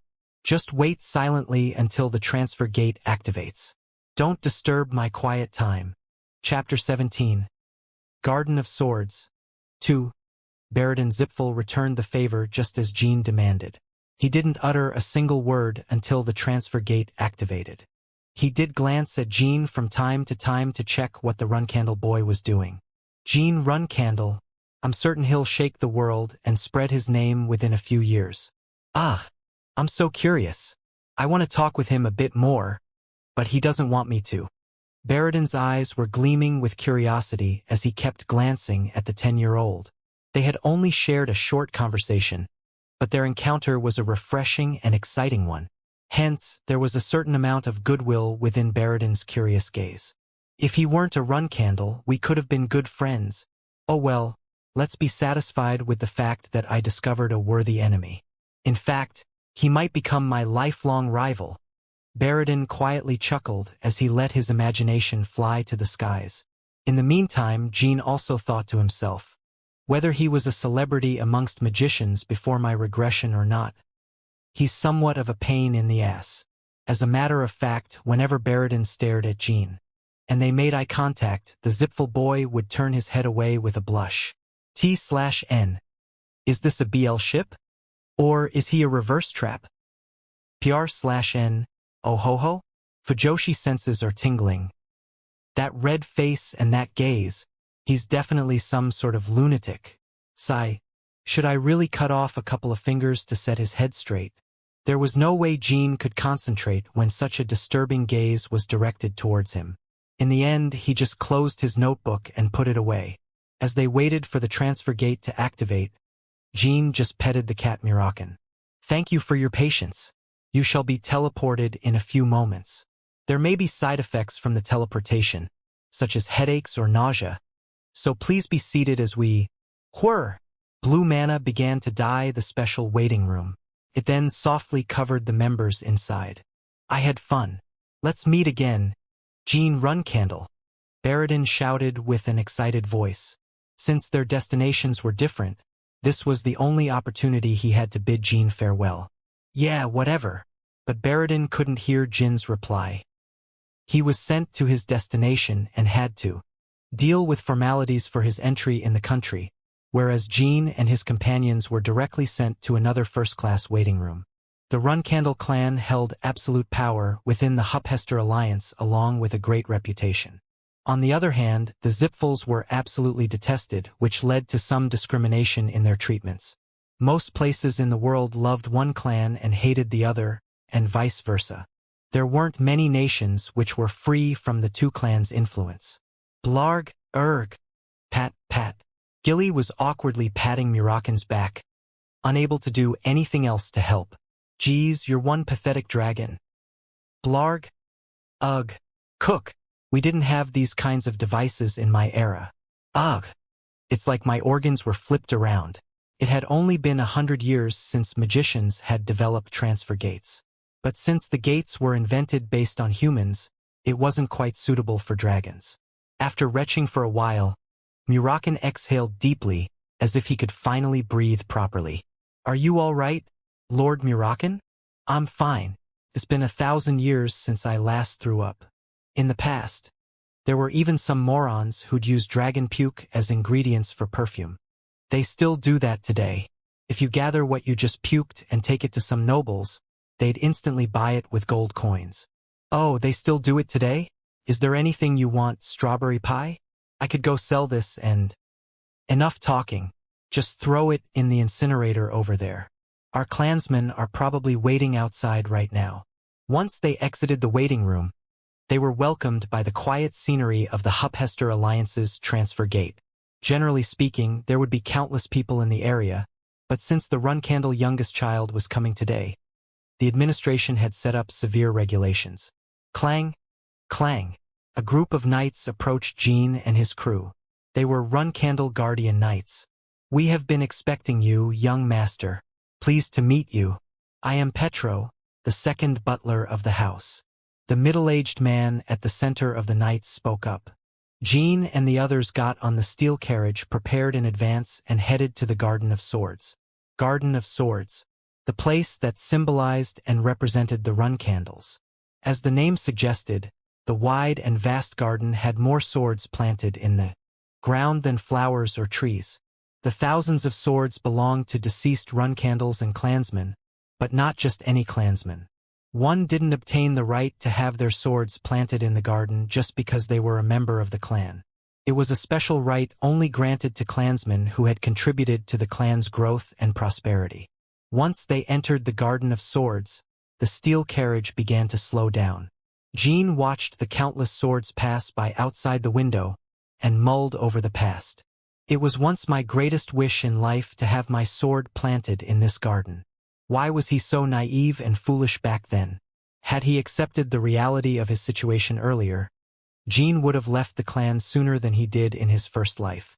The clan would never allow the clan's disgrace, who became a one-star knight at the age of 25, to plant his sword in the garden. Why was I so naive and foolish? Jean asked himself a second time. He already knew the answer to his question. The boy only asked himself again to remind himself of his past mistakes, and to steel himself now that he had returned to the clan's main house. I was weak. A weak person can only survive and thrive by being smart and cunning, but that wasn't the case for me either. Jean smirked and closed his eyes. His gift with the sword he regained after contracting Soderette, his gift with magic he'd always had, the tricks he learned over 38 years of life and his maturity, the recklessness and guts one can only obtain by dying once, the knowledge about the future only a regressor can acquire. Finally, Gilly and Murakan, powerful allies he could share his secrets with. Moreover, one of them was the legendary Black Dragon. Right? This time, I'll survive and thrive in this shitty hellhole. This was only the beginning. Jean believed that he would be nervous on his way to the Garden of Swords, but it was the opposite. In fact, the sight of the swords planted in the garden made him gain confidence and mental fortitude. All hail! All hail! The carriage came to a stop at the center of the garden. The guardian knights who were on duty raised their blades and gave a sword salute. Standing before them were Jin's 12 siblings and his parents. The Runcandle clan masters and all the potential successors to the throne were gathered in one place. Having every single direct descendant of the Runcandle bloodline together was an extremely rare occasion. Creak, the butler Petro opened the carriage door. Jean gently descended with Gilly and Murakan in his arms. As soon as she got down, Gilly bowed deeply before Siren and Jean lowered his head. It's been a long time, my child. Jin's mother, Rosa Runcandle, was the first to speak. Yes, mother. Step, step. Jean slowly walked towards his parents. As he tread forwards, Jean could feel the gazes of his siblings who were standing in line on both sides. Murakan was the cause of this. Their youngest sibling, who had caught their father's attention, was lovingly caring for a cat. They showed a mixture of surprise, amazement, and ridicule. As Siren frowned, he asked Jean, "Did you pick it up?" Again, it was about Murakan. Jean had expected his father to ask this question first before any greeting, and he also knew what to answer in order to satisfy this nitpicky man, who happened to be the world's strongest. I acquired it, father. You didn't pick it up, but acquired it? The corners of Siren's mouth rose to shape a light grin. A bold and confident answer. I like it. That's right. It's only proper for a Runcandle to have such an attitude when they obtain something. Some of his siblings' expressions turned grim, probably because they had been severely punished by their father before when they picked up a cute pet. Or maybe some of them just didn't like Jean. The 10-year-old turned his head to observe each of his siblings. Among them is the one who cursed me. Who could it be? Ever since the day he saw the curse with his own 2 eyes inside his cradle 9 years ago, Jean asked himself this question on a daily basis. And why did they curse him? Why curse their 1-year-old sibling who hadn't done anything? Why did they attempt to curse him? A curse that would give him a fate far worse than death as a Runcandle. Is it just because I chose Barasada on my selection ritual? Or are they trying to get rid of every competitor for the throne, and I just happen to be an easy target? Jean wanted to question all his siblings immediately, but this wasn't the right moment. None of his 12 siblings were weaker than the current Jean. Even the Tana twins, the idiots he used to boss around at the Storm Castle, had trained their swordsmanship for 2 years, so they were most likely stronger than Jean. Moreover, today is a joyous day where the entire family has finally reunited. Isn't it? The days filled with bloodshed were about to begin. As he smiled with somewhat malicious intent, Jean put Murakan down. Meow! The cat leaped into Rosa's arms. Surprisingly, she simply caught it and began calmly stroking its fur. Son, what is this child's name? His name is Nabi Runcandle, mother. T/N. Nabi means butterfly in Korean. Rosa couldn't hold back her laughter, and most of his siblings wore a sinister look. Siren stared at Jean in silence. Father, mother, no matter how young he is, this is unacceptable. How dare he give the Runcandle family name to such a lowly beast? I also agree with fourth brother's opinion. Gilly, you wench, how on earth did you educate the youngest? How could you let him call a mere cat such a name? There was a hurl of complaints, but as soon as Siren opened his mouth, everyone immediately shut up. Why did you give it the Runcandle family name? Jean made eye contact with Siren and answered. It was to give myself a sense of responsibility. He may be a mere cat, but he is the first living being I've acquired. I thought that I should give him a name with meaning and weight. The gaze of the silent siblings were dyed with shock, and Siren calmly nodded. How amusing. But son, do you truly realize how much weight the Runcandle name actually bears? It was a tricky question, but Jean nodded without hesitation. I am aware of the weight it has. It signifies that if someone were to attempt to hurt Nabi, I would have to make them pay the price personally. The death stares directed by the Tana twins promptly changed into shock. They believed that they wouldn't have to be afraid of Jean anymore, but seeing his current attitude, their trauma from the storm castle resurfaced. You seem to be gifted at making enemies, son. Your siblings are glaring at you so intensely. Don't you think? This was a warning, not towards Jean, who had caused a ruckus as soon as he arrived at the main house, but towards the others. A warning to them for daring to show killing intent in front of the patriarch. The siblings immediately adjusted their expressions and stances. It appears so, but I believe I'm also gifted at killing my enemies, father. Kuhaha. Then you all should be mindful of that when dealing with your strong-willed little brother. Siren's children, with the exception of Jean, all lowered their heads in response to their father's statement. Soon afterwards, every Runcandle gathered today entered the mansion, and the banquet celebrating Jin's arrival began.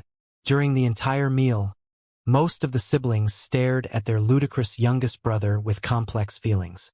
Chapter 18. What even is the eye of the mind? 1. It is the beginning of summer, 1794. 4 years have passed since Jean returned to the main house. We will end the training with this. Good work today, young master. Phew. Is it already time, Garen? Garen Altamiro. This young 7-star knight teaches the basics and foundations of swordsmanship at the Garden of Swords. His pupils include Runcandle children when they first arrive at the main house, and clansmen who are training to become guardian knights. Every Runcandle has to learn the basics under Garen. Haha. Surely you jest. Please take a look at the guardian cadets around you, young master. They are all on death's door. Jean took a look around him. There were young boys and girls around his age. Just as Garen stated, they were all sweating profusely, panting and wheezing to catch their breaths. I guess he's right. I would have been in the same state as them.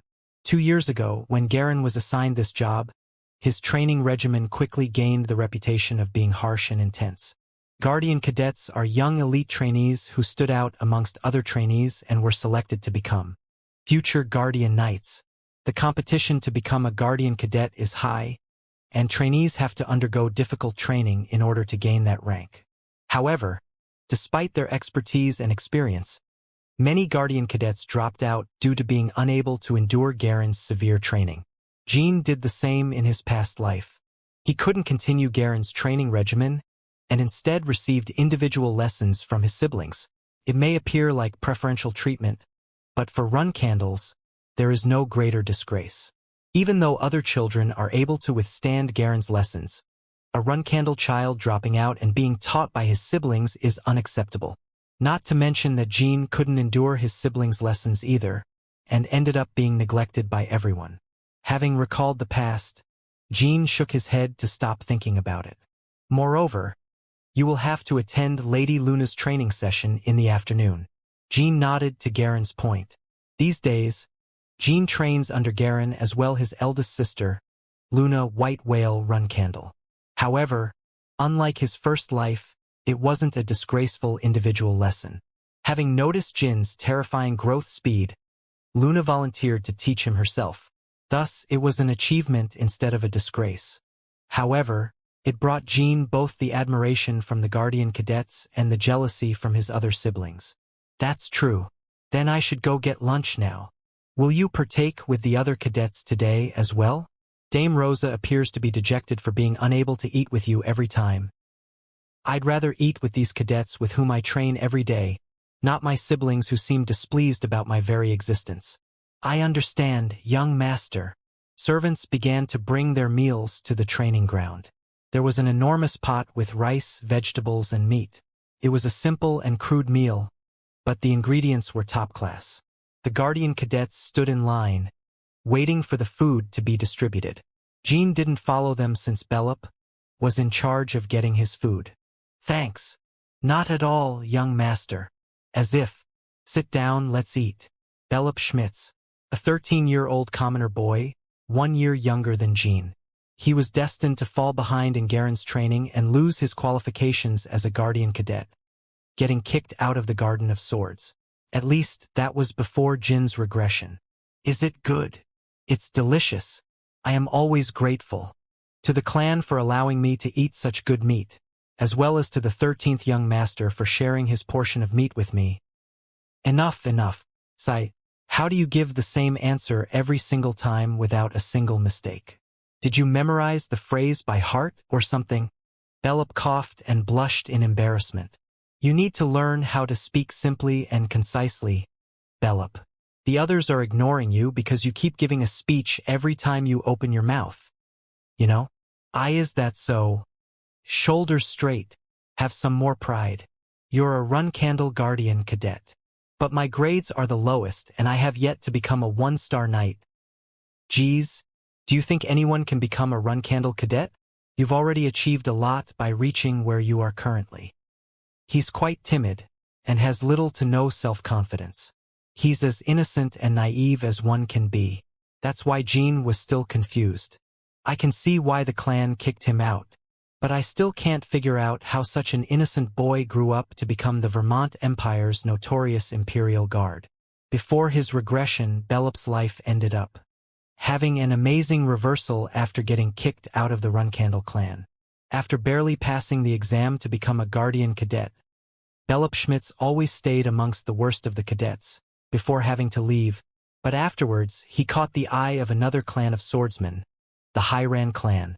The Hyran clan is the Empire's greatest clan of swordsmen, and one of the biggest noble families. Bellup's talent with the sword bloomed belatedly in the Hyran clan. He then became an Imperial Guard and received the nickname Vermont's Loyal Hound. Vermont's Loyal Hound. Jin had no idea what Bellup experienced at the Hyran clan for him to change so much. When Bellup received that nickname, he was no longer the naive and gentle Bellup Jin now knows. He followed the Emperor's orders, led the Imperial Guards to battle, and slaughtered countless people without mercy. But 1 year before Jin's death, Bellup ended his unfortunate life filled with bloodshed himself, leaving behind a will with a message of repentance. I was shocked to hear he became the Imperial Guard, and felt vexed when the news of his suicide reached me. Jin glanced at his surroundings. After making sure no one else was looking in their direction, he quickly passed his remaining pieces of meat to Bellup. Young master? Shush. I'm not feeling hungry. Jin pretended to eat until lunchtime ended as he vacantly watched Bellup. Bellup Schmitz. This time, I'll take care of you so that you don't fall behind and get kicked out. It wasn't just because Jin wanted to keep this diamond in the rough within the clan. He also felt somewhat empathetic towards this boy. Both had discovered their true talents belatedly and had miserable deaths. If he has the potential to become an Imperial Guard, it would also be beneficial to keep him by my side. I'll have to keep Guardian Knights around me and command them in the future. Anyways, instead of becoming a murder puppet of the Vermont Empire, it was favorable for both Bellup and Jin to raise him as a Runcandle Guardian Knight. Once lunch ended, Jin stood up and Garen approached him. I shall see you tomorrow, young master. Oh, tomorrow we'll be having spars during training. All right, good work today, Garen. Thank you, young master. Once Jean returned to his room, there stood Gilly with a change of clothes in her arms and a hot bath behind her. Good work during training, young master. The eldest lady's lesson will begin in 3 hours. All right, thanks, Strawberry Pea. Catching himself saying something unexpected, Jean suddenly stopped dead in his tracks. Geez, Murakin calls you Strawberry Pie so often that even I'm getting confused now. Oh, you're here, kid? Jean turned his head and saw Murakin lazily flipping through an erotic drawing magazine on the sofa. You crazy dragon. What on earth are you reading in broad daylight? This? A limited edition erotic magazine. I had a hard time getting this. Haha, don't hesitate to tell me if you want one too. 14 is the age when you begin to get horn. Also, didn't tell you to stay in cat form as much as possible. Home? What if someone sees you? I won't get caught, don't worry. I also have the right to be free, no? Just come over and look at this. Should I kidnap the guy who drew this? Seeing him snicker and return to his erotic magazine, Jean suddenly gained the urge to punch the dragon in the face. However, punching a dragon who had lived for thousands of years was unreasonable. Jean gave a deep sigh and sat beside Murakin. I guess it's not bad. How much did you buy it for? About 100 gold coins, I think. Oh, is it so? 100 gold coins, you say? 100 gold coins. Where on earth did you find that money? I borrowed from Strawberry Pie. Gosh, the Run Candle Nanny's salary is no joke. Jean turned his gaze to Gilly, who only gave a dry cough. Sigh. Just tell me if you need money from now on. Don't bother Gilly. Really? Then 1,000 gold coins, please. I'll give you 1,000 gold coins if you write a report which explains why you need that money. And please prepare a simple meal for me, Gilly. Murakin closed and put away the magazine at the speed of light and began writing a report. He even started mumbling to himself. This disturbing sight of extreme tenacity made Jean speechless. Did you not have lunch outside already? I did, but I'm at the age where I'm growing. What would you like to have? Just a simple sandwich. Strawberry pie? I'd like a strawberry pie. An hour had passed by the time Jean finished eating. During the 2 hours until Luna's lesson, Jean sat in his room and practiced releasing his spiritual energy. I'm about to reach 2-star in spiritual release, 4-star in mana and 2-star in swordsmanship. These were the results of 4 years of training after leaving the Storm Castle. His growth speed in spiritual release was far beyond what Murakin was expecting. However, the growth of his mana was far too slow according to Jin's standards. But it wasn't exactly a surprise since he couldn't use magic within the Garden of Swords. Still, reaching the 4-star stage at the age of 14 was an incredible achievement that was comparable to the geniuses at the Zipfel clan. His swordsmanship would also reach 3-star by the age of 16, which was 1 year earlier than the Run Candle average. Jin's growth was progressing favorably. Feeling himself getting stronger by the day was the best feeling there could ever be. There was Garen's intense training regimen, Jin's notebook which he studied every day, and his spiritual energy he would strengthen whenever he had time. All these activities were far more enjoyable than resting for the 14-year-old boy. However, Luna's training was pure drudgery, even for the workaholic Jean. Even our other siblings who envy me for receiving her guidance would immediately change their minds if they were in my shoes. Jean smiled bitterly in his heart before looking up at Luna. My dearest brother. Yes, sister. Today's training will be the same as yesterday. I am aware, but you will have to change your approach and methods every day during this repetitive training. Yes. Luna walked towards Jean and closed her eyes. Jean copied her and also closed his. Then, the same line he had heard over and over during the past month resounded. Brother. The eye of the mind. Use the eye of the mind to observe. This was the drudgery in question. Luna's lessons weren't methodical, intuitive, and physically painful like Garen's lessons. It was always about the eye of the mind. She would just repeat that. This is driving me crazy. Jean had often heard the 8-star and above knights mention the Mind's Blade realm. But normally speaking, one would start training the Mind's Blade after reaching the 7-star stage. And it wouldn't be through silent lessons like this, but by trying to scatter aura in all directions naturally. Why? Doesn't eldest sister do or say anything else? She always stands still, telling me to open the eye of the mind. He had never heard of a training like this. For people who wield blades to advance in life, gaining the mind's eye is the most important thing of all. Never open your physical eyes during our training. Nevertheless, Jean obeyed his eldest sister's guidance and kept his eyes closed because he knew her personality.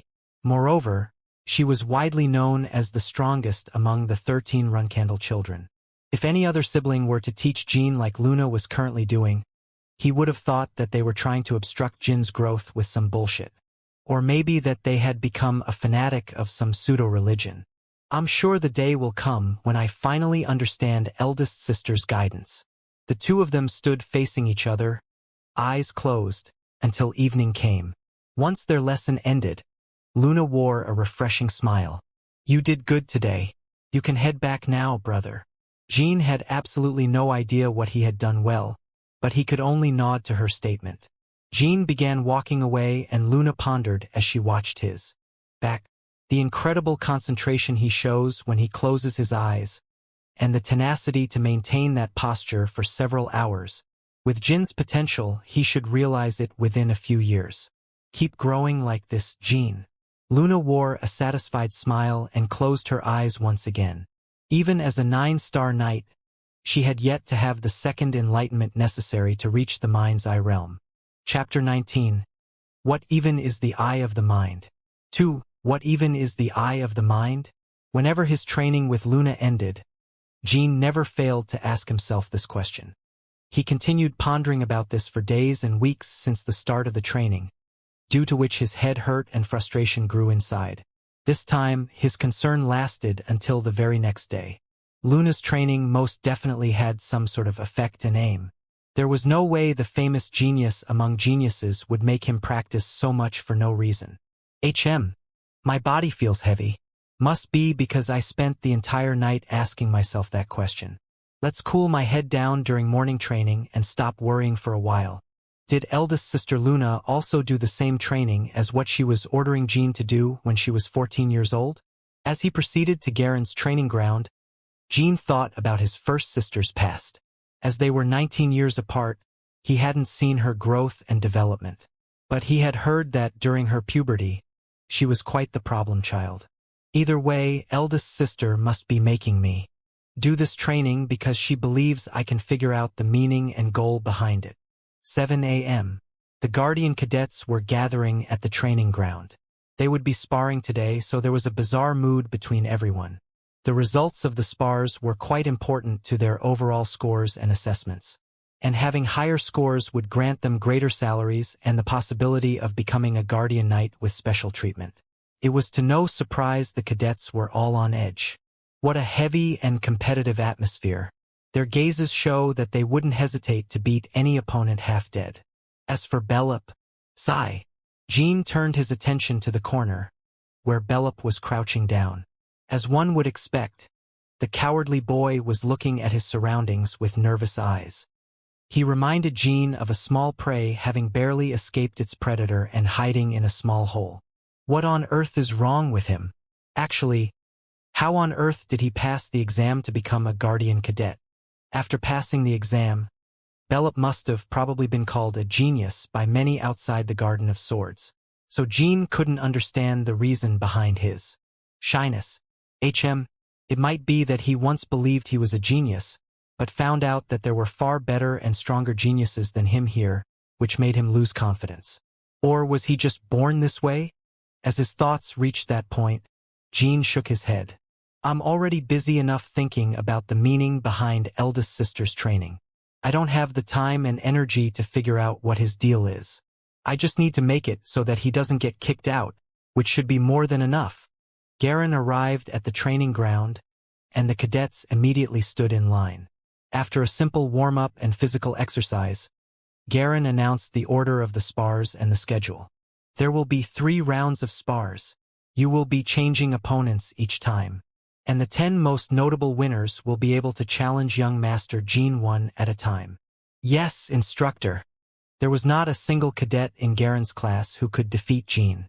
Therefore, whenever there was a sparring session, Jean would be fighting several duels more than the others.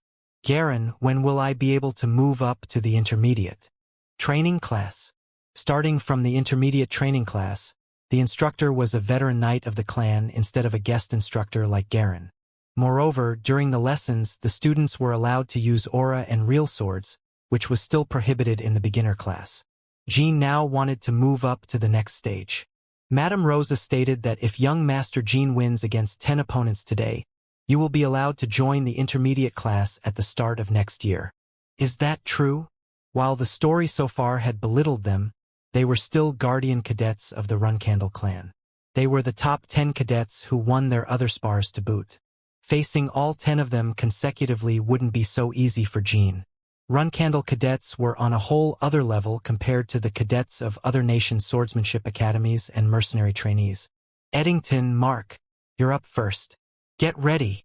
2 boys with resolute expressions faced each other in the center of the training ground. Once Garen's signal arrived, the spar began. Jean observed their movements without much concern. Everyone's doing pretty well.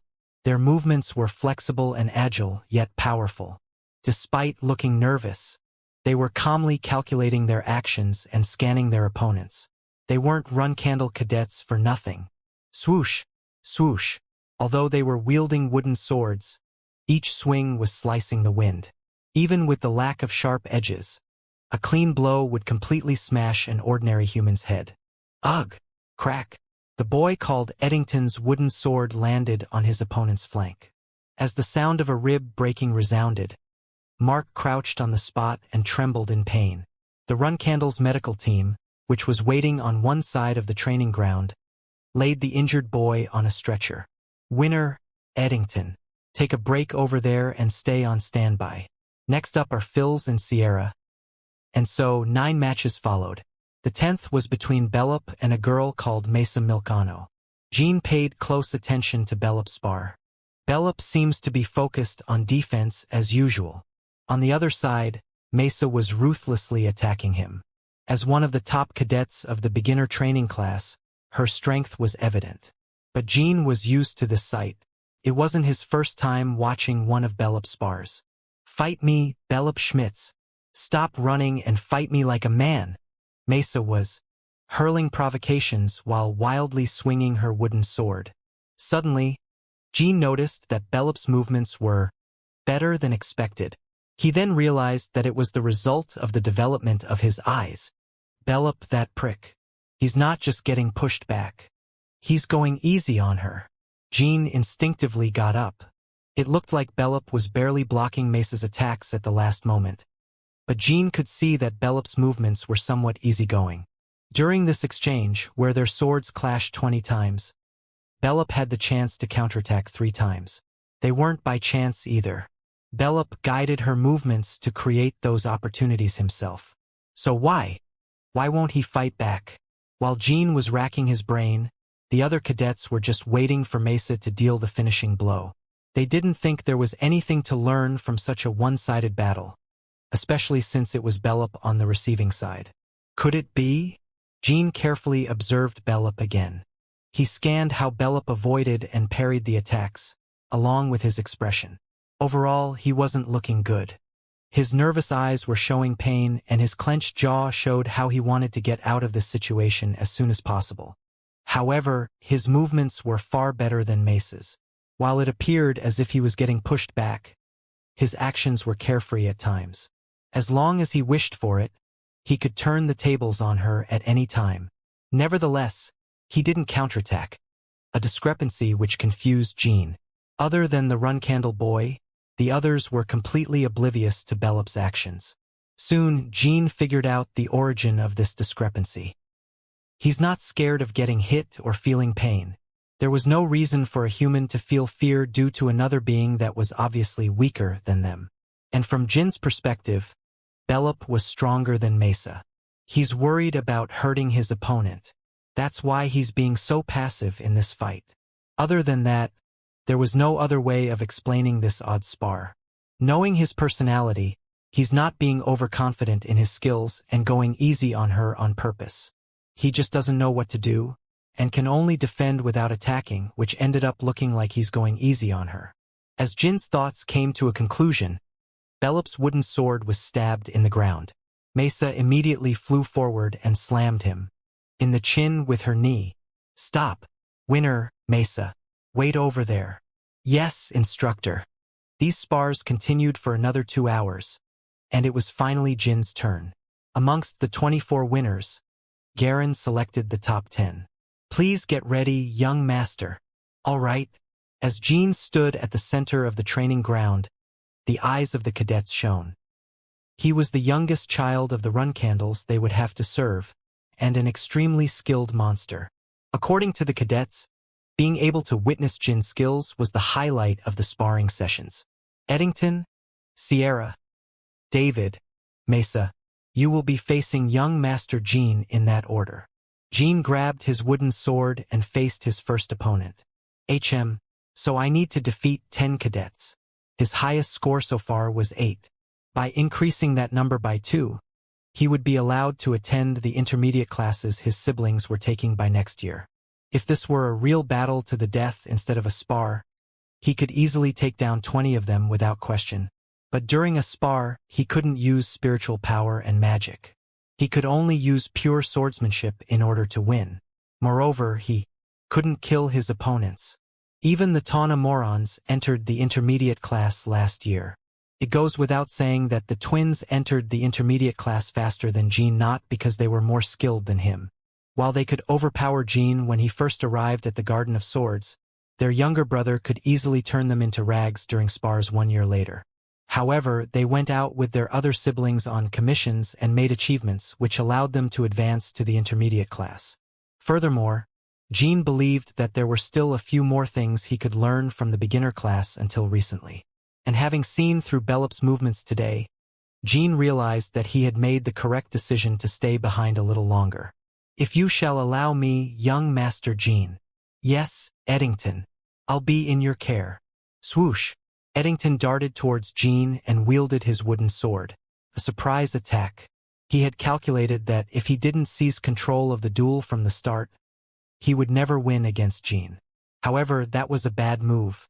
As he watched the wooden sword fly towards his chest, Jin pushed himself forward instead of dodging. But at the last moment, he sidestepped, trampled on Eddington's foot, and swung his sword towards his opponent's neck. Be that as it may, Eddington hadn't become a Run Candle Guardian cadet through pure luck. He twisted his body out of reflex and avoided Jin's attack. Ugh! But it wasn't a perfect evasion. Jin's sword hit Eddington's ear instead of his neck before slashing the air behind.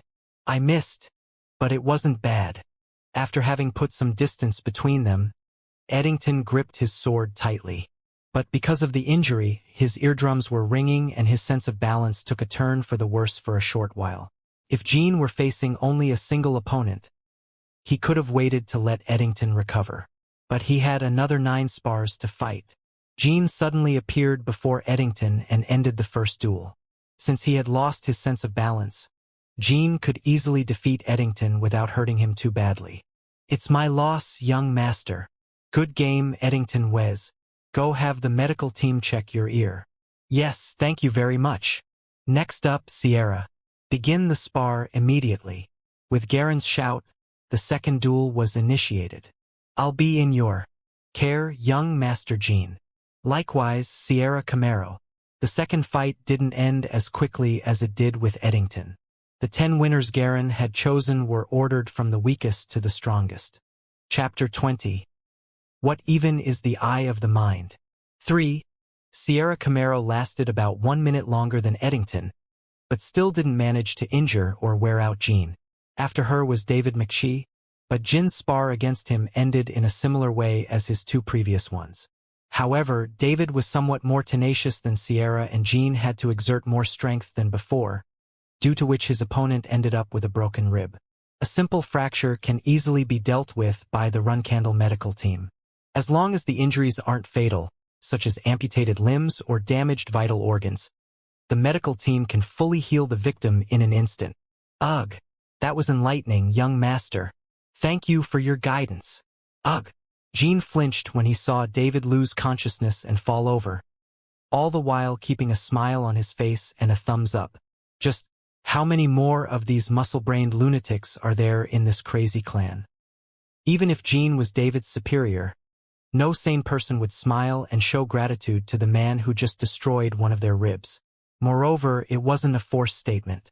David was truly grateful from the bottom of his heart. Jean hid his discomfort and lightly nodded back. Well, come to think of it, I used to behave the same way while learning and training magic under my master before my regression. I shouldn't be judging David right now. Jin's master, who was 2 years younger than him, wasn't your ordinary teacher. They once scorched Jean with lightning for hours on end to teach him lightning magic, and also sent him flying in the air for an entire day to teach him wind magic. And they were laughing the entire time. Each time something like this happened during his training, Jean would be thanking his master with a smile on his face like the current David. The desire to become stronger can sometimes turn humans into muscle-brained maniacs. I really wasn't thinking straight back then, was I? Swoosh, swoosh. Jean lightly swung his wooden sword around, waiting for his next opponent. I am Mesa Milkano, young master. I am aware of your name. You're the second daughter of the Milkano family. It's an honor to have you remember me. I won't be as easy to deal with as the other cadets you faced before me. Today I will definitely defeat you, young master. I look forward to it. Mesa positioned herself and prepared for battle. She then calmly began circling Jean without showing any openings. No wonder she was the strongest of Garen's beginner class cadets. She wasn't behaving the same way as when she was mercilessly attacking Bellop.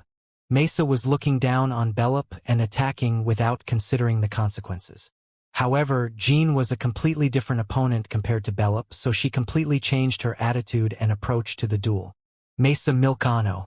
I remember that in my first life, she passed all the exams and qualifications required to graduate as a cadet, and was quickly deployed to the main house as a guardian knight. I never interacted with her personally, though, so I don't quite remember the details of her life. She was the perfect example of an elite. Even though she hadn't seen through Bellop's true strength, Mesa was still an extremely gifted fighter. Jean had sparred against Mesa a total of 7 times until now. He had lost the first 2 times and won the remaining 5.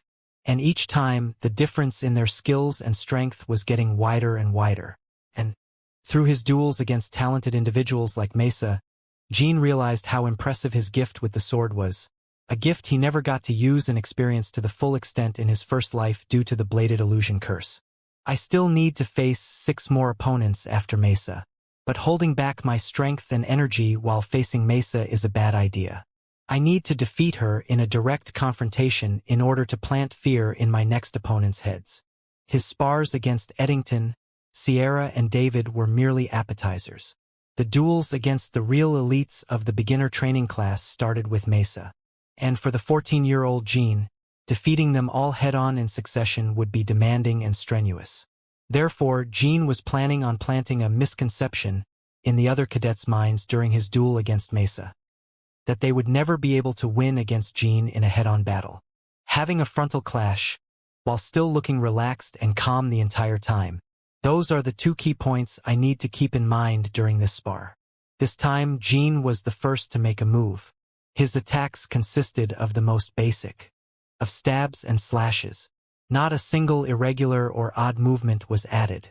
Mesa easily parried and avoided his attacks, but as the offensive continued, her thoughts got complicated and heavy.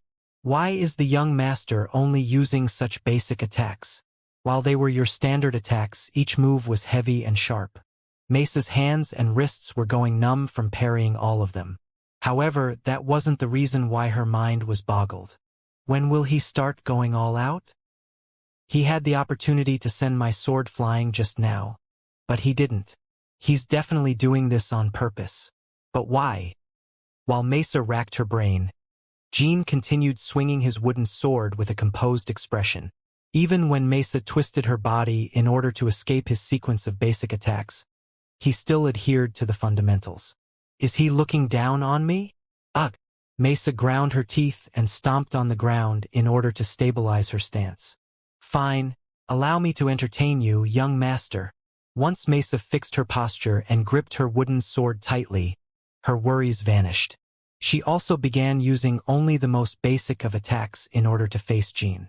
Soon, all the fancy techniques and complex movements completely disappeared from their duel. They were each taking turns attacking and defending. It had become an extremely simple fight, a simple battle of brute strength. Mesa was quite confident and proud of her physical strength.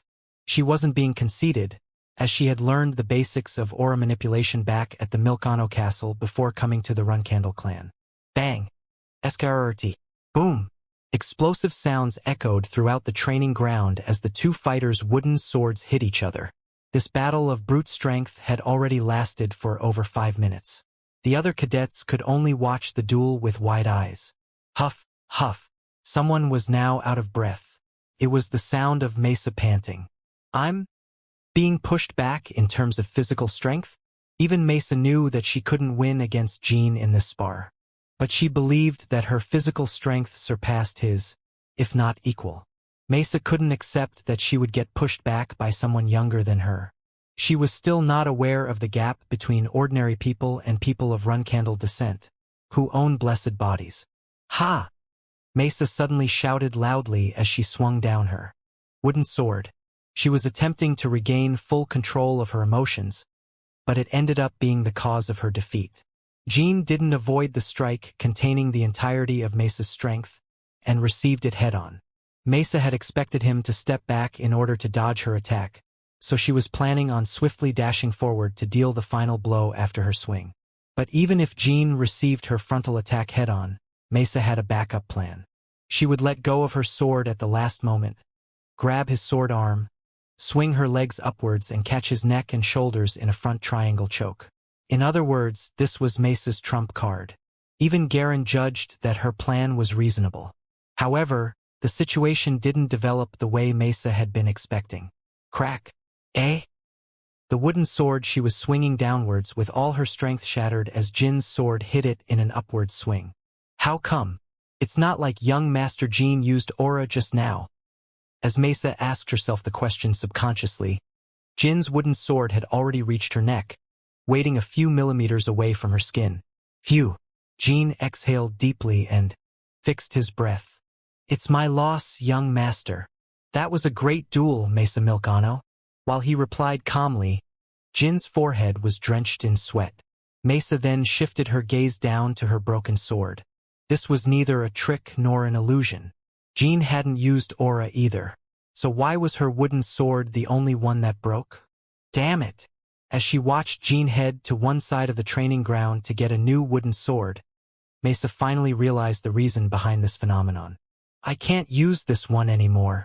Every onlooker believed that the duel between Jean and Mesa was one of brute strength with no intricacy or elaborate techniques.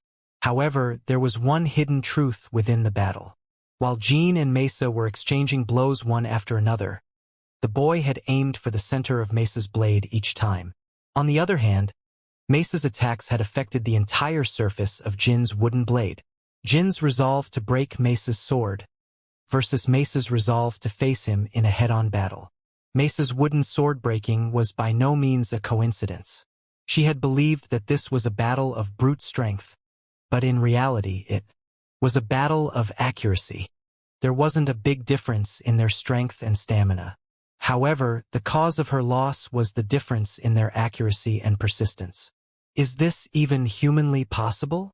Mesa asked herself as she bit her lower lip. A few seconds later, she came to the conclusion that it was indeed possible to achieve such a feat as long as one was more skilled than their opponent and predicted the development of the battle. It would be easy to achieve. However, she had never thought it would be possible to pull it off right here, right now. Despite being in the renowned Runcandle clan's training class, it was still the beginner training class. No one was supposed to be skilled enough to pull this off. So, is this what it means to be a Runcandle? I'll have to devote myself to my training, and next time, I'll definitely. Mesa returned to her seat.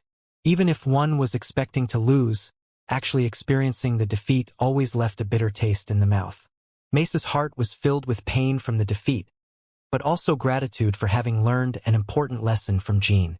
Following his duel with Mesa, Jean faced the remaining 6 cadets. However, he was able to win without much difficulty. No one else faced him head-on like Mesa. Therefore, none of them could steal control over the flow of the battle from Jean. When the final opponent fell before Jean, the other cadets all gulped audibly. In their eyes, Jean had easily defeated all the challengers after Mesa. However, it wasn't as easy as it appeared to be. Having faced 10 extremely talented cadets one after another, Jean was somewhat out of breath after his final battle. Great! I still have some energy left. Jean hadn't made an example out of Mesa just to save his energy as much as possible because he feared he couldn't defeat all 10 cadets. Even if he hadn't planted a misconception in the other challengers' minds by breaking Mesa's sword, he could have still defeated them all. Excellent work, young master. With this, you shall be permitted to attend the intermediate training class starting next year. Congratulations.